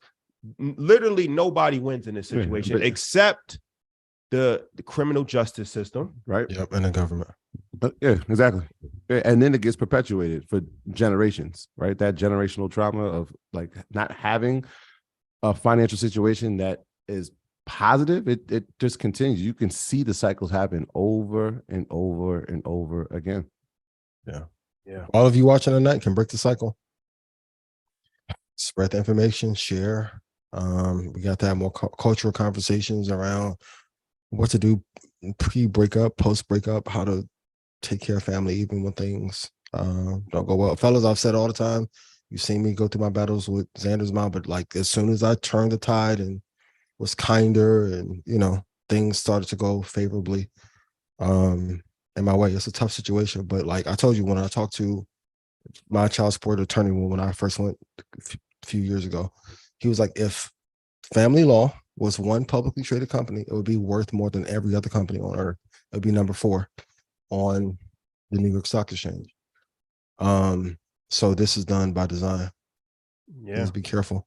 Yeah. And somebody just asked if I'm neutral. No, I think the move was legendary. I don't know who advised. They mean, are you neutral as far as like you're not really taking too many sides today? No. I'm thinking about this specific. No. But I think they were saying like, Troy's smart, yo. No. Anytime it comes, like I'm talking about this situation. Was it a legendary move? Yes. I don't know who advised him, but to have that wherewithal at 21 years old, he probably had that going on. So you agree with this? The move? Yes, that's a genius move. So you think that all men should do this? I don't think. Yes, I'm gonna speak for Troy. Yes. If it is a case by case scenario. I love my mom and I love my wife, honey. Would you do it? I put everything in my mother's name. Let's get to it. Let's really put him on the hot seat since you think it's such a good idea. Oh, Adam 22, you're gonna document this. Oh God. Hi, Mom. Let's talk about it. Let's talk about it. No, I don't know if I put everything in my mom's name. Nah. I don't think I'll do that. You better not. Nah, I wouldn't do that. No. But I do love him. Oh, watching. I'm on. Man. All right. If you see us in the Hakimi PSG jerseys, we support the team. And you just had your anniversary. I did have my anniversary. Why are you spicy today, my boy? Yeah, come on. This guy's crazy, man. Yes, I did in St. Thomas. Yo, I'm glad you said that. Shout out to everybody in St. Thomas that showed love, man. As soon as I got off the plane, somebody just started saying my name out loud, and I didn't know what was going on. And then he walked over and said, "Shout out to you and Ian and Shadi. Y'all changed my life."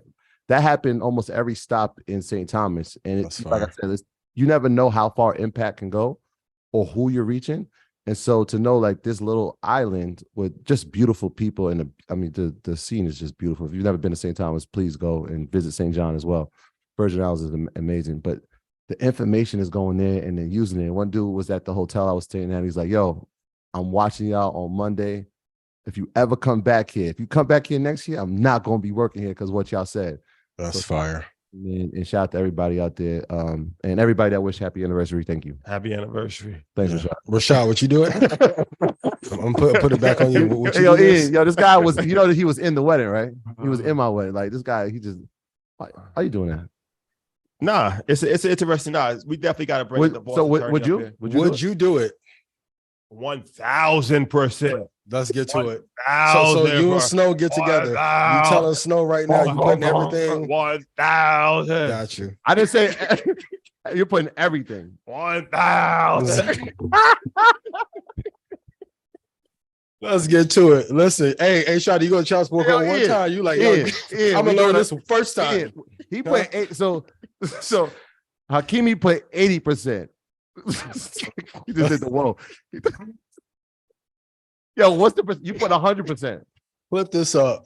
110. 10%. 110. Future earning. Listen, I'd rather give it to my mama than somebody else. What's the percentage? Sorry. What's your percentage, bro? Yeah. Shit, mama, as much my mom did for me, have it all and some. And perpetuity plus one lifetime.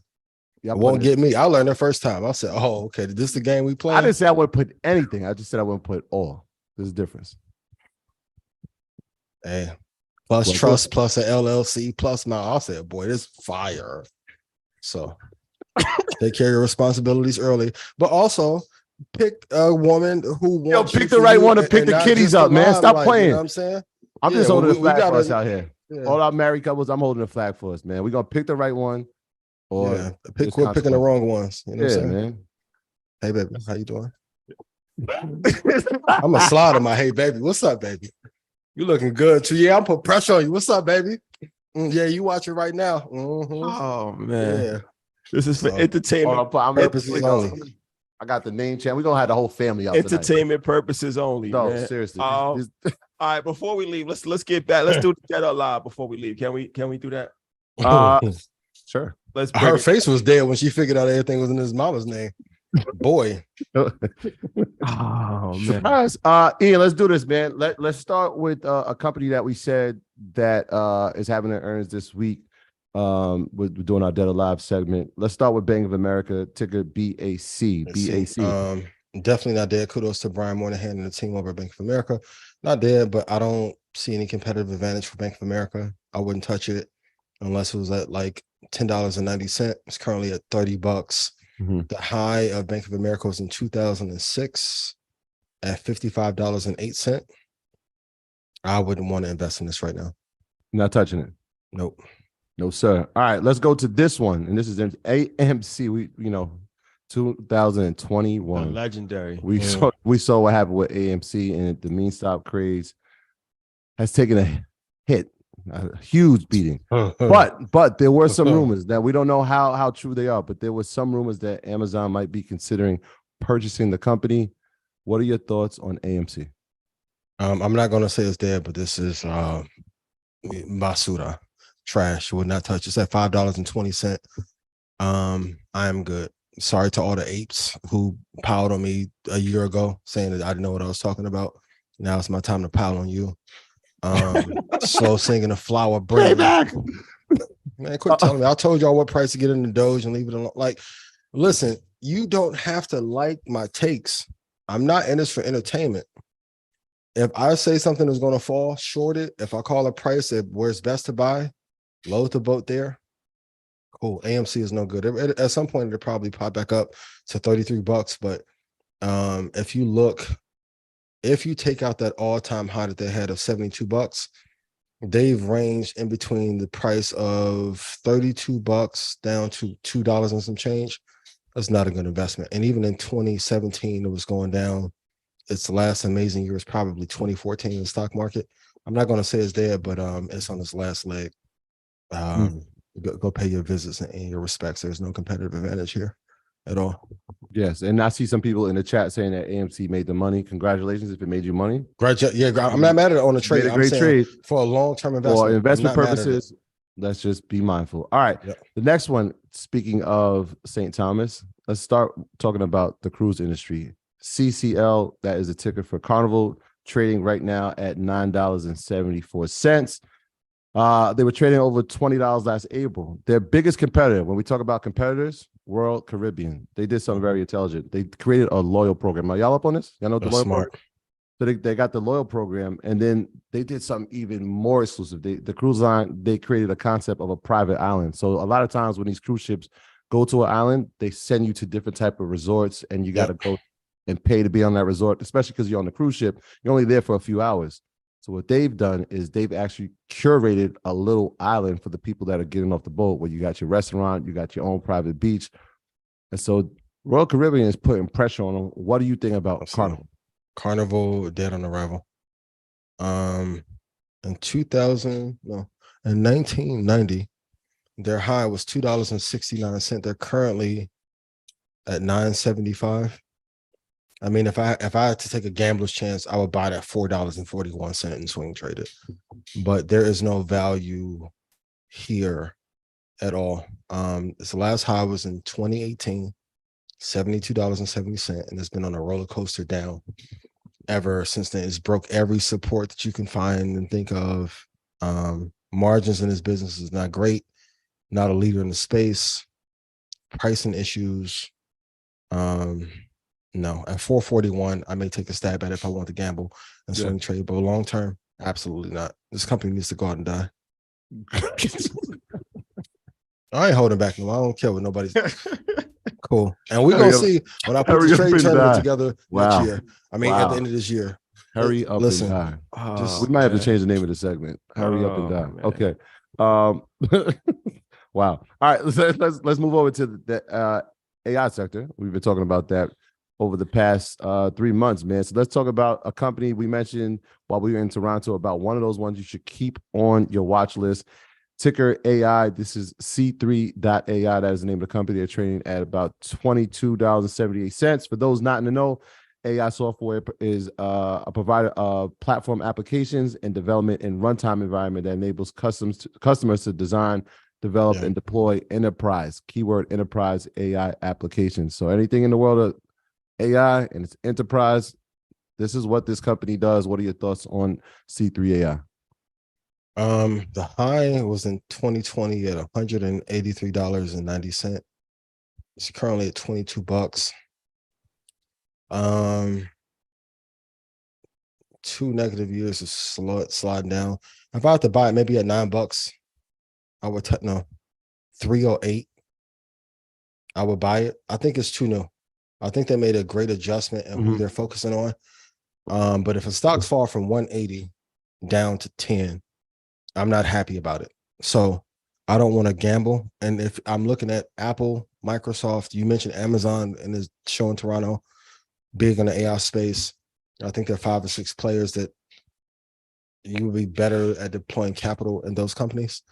Maybe if it fell to 359 or something like that, I would take a stab at it, but I think it's too new. I don't think there's enough institutional money. So on the fundamental side, what I'm also looking for is how many hedge funds and big institutions put money into it, because they're the ones who actually make the market go up or a stock go up. There's not enough institutional buyers here for me to feel safe in it yet. So I would leave this one alone for right now. Maybe too new. Sometimes it's too new for the industry. Yeah, it's not. Yeah, you gotta leave it in the oven a little bit longer. Yeah. Okay. Let's go to another one. Palantir Technologies, ticker PLTR. For those not in the know, Palantir Technologies builds and deploys software platforms for the intelligence community for the United States to assist in counter-terrorism investigations and operations. What's your thoughts? I want to interview with Peter Thiel. I want him on the show, so I'm gonna tread lightly. But no. High $45. It's currently at $8.80. I don't like the business that they are in. So no, I wouldn't touch this company. I think Peter's probably one of the greatest entrepreneurs and greatest advisors in the last 100 years. But I think this company, it doesn't need to be priced well in order for them to benefit from the technology. As a retail investor, no, I wouldn't touch it at all. I wouldn't absolutely touch this company, especially if you're black and brown too. I don't see how you can invest in this company. I really don't. But maybe Peter can come on and tell us why it is a good investment. And my stance is wrong. But going from 45 down to 584 is definitely not a good sign. Yeah, the technology that we actually went to their activation in Davos, and we got to see some of the technology that they're working on. It's pretty scary stuff, man. The way they're going to be able to tell what you eat for breakfast, what time you eat for breakfast, and what you put on your breakfast. Yep. Probably within the next 5 to 10 years, based on the technology that they use. No, like the tech is amazing. The stock is just terrible. Yeah. Like if we're going to talk from that, but if you want to see Minority Report come to real life, they have it. Yeah, they have it. I won't touch this one. Yeah, let's do a switch up. We haven't done this in a while. Let's do this. Let's talk about some cryptocurrencies. Usually we only talk about equities in the stock market. Let's talk about a few cryptos. I got 2 stable coins, and we'll do 2 others. All right, so let's start with Tether. Let's see.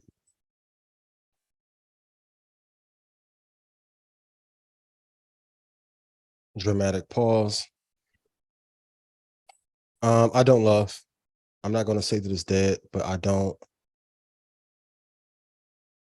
Yeah, I don't love it. I don't love it.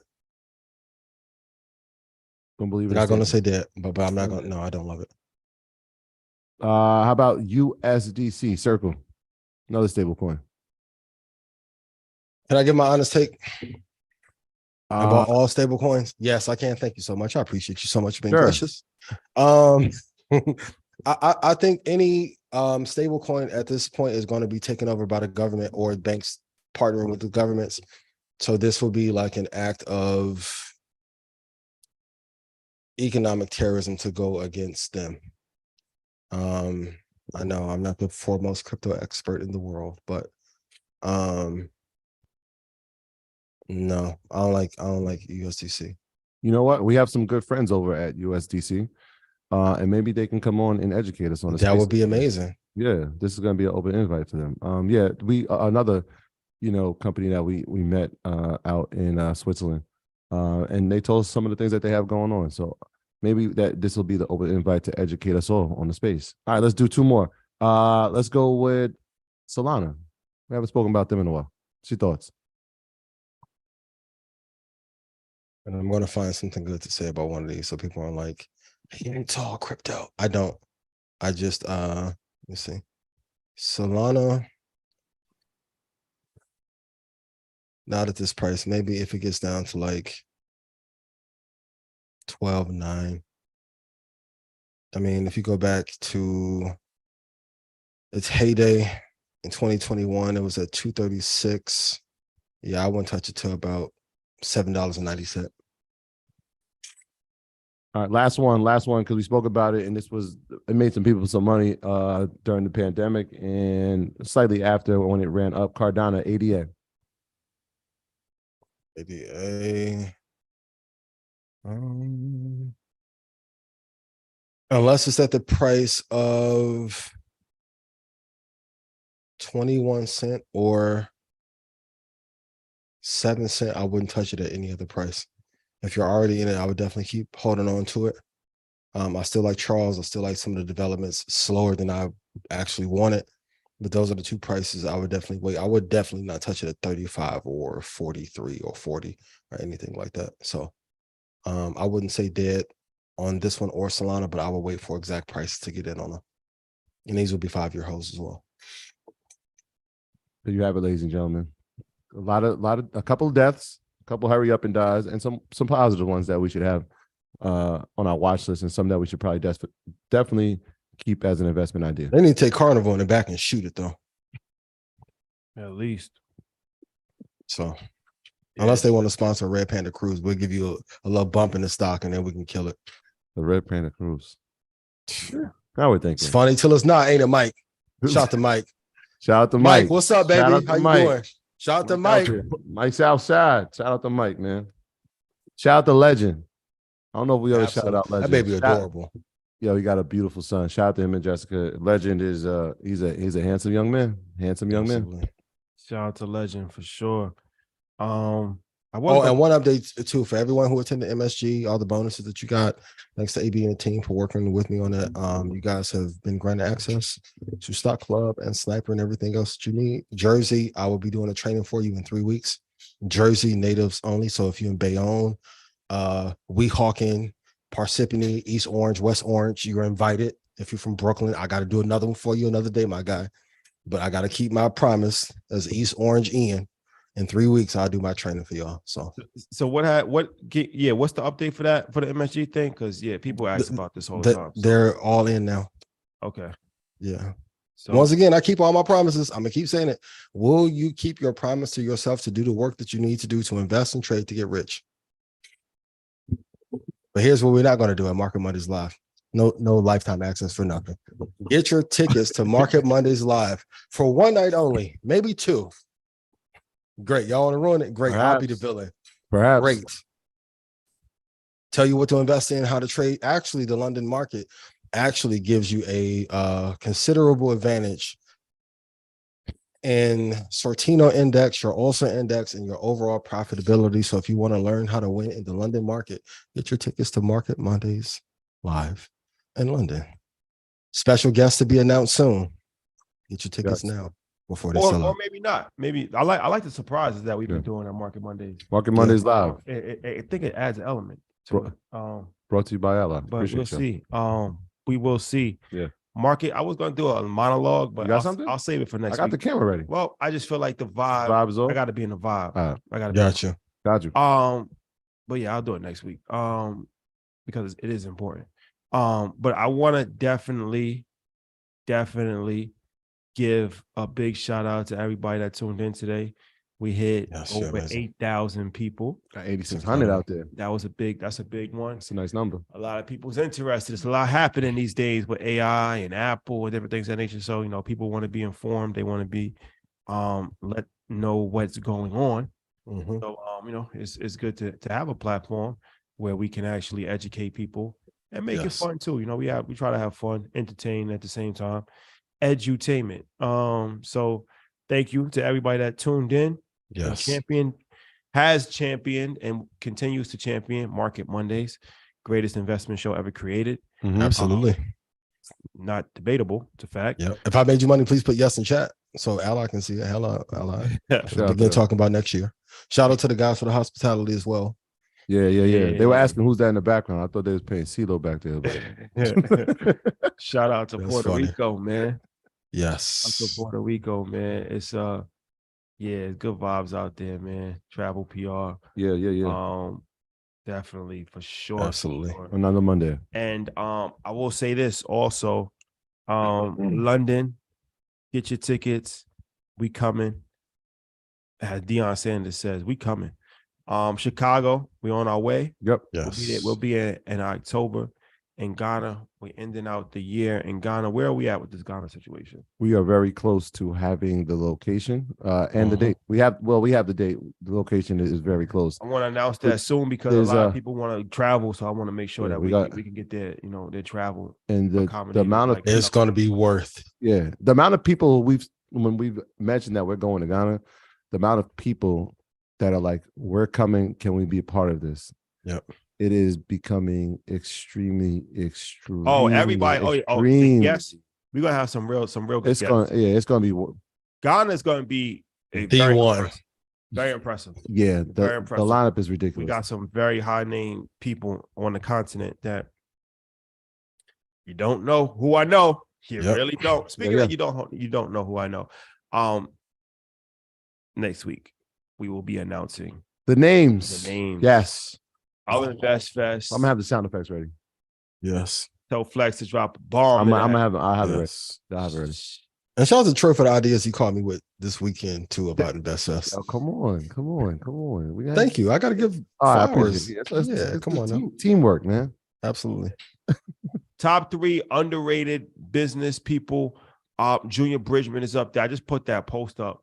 Yeah. That was East Chicago native. Junior Bridgman. If you don't know who Junior Bridgman is, do your research. He was an NBA player who worked at Wendy's during the off season of his NBA career. He never really made a lot of money. This was in the 70s or the 80s. He never made a lot of money, like a couple $100,000, something like that. After he was done playing, he became a restaurateur owner of Wendy's, which grew to he owned the most Wendy's in the whole Wendy's organization. At like 300 Wendy's. And made tremendous amount of money off that. Sold all of the Wendy's portfolio, flipped that into what's like a power plant, something like that. He did the Coca-Cola distribution. Coca-Cola distribution center for the Southeast, and then Canada took over too, Canada, the whole country. Over Canada. So even when we interviewed Shaq, and he was like, that's his mentor. He was like, yo, Junior Bridgman, that dude's a billionaire on the low. I think he's worth on the low ski. I think he's worth Junior Bridgman. I think he's worth 1.3 or something. Yeah, between 800 and 1.2 billion. And you probably never even heard of him. King of Louisville, Kentucky. His story needs to be told. His story needs to be told. Yes. Any other underrated businessmen out there? Who you putting there? I don't want to say the name. David Stewart. Yo, that's Yeah, he's number one. He's up there. Most people think David Stewart. They probably thinking like a baseball player. David Stewart. He's a billionaire. 6 times over. Yeah. Yep. He's right underneath Robert Smith as far as 6 times over. I think he's the second richest Black person in America. Yes. Robert Smith is the richest Black person. David Stewart is the second richest Black person in America. And they're Googling him, right? There's somebody Googling him right now, which is great because I'm sure you've probably never seen him in your life. No, he's up there. He's one of the big ones. time. He's one of the ones.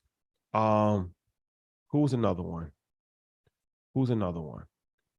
Alex Karp. If you Google him, you might not think that he's Black. Yeah.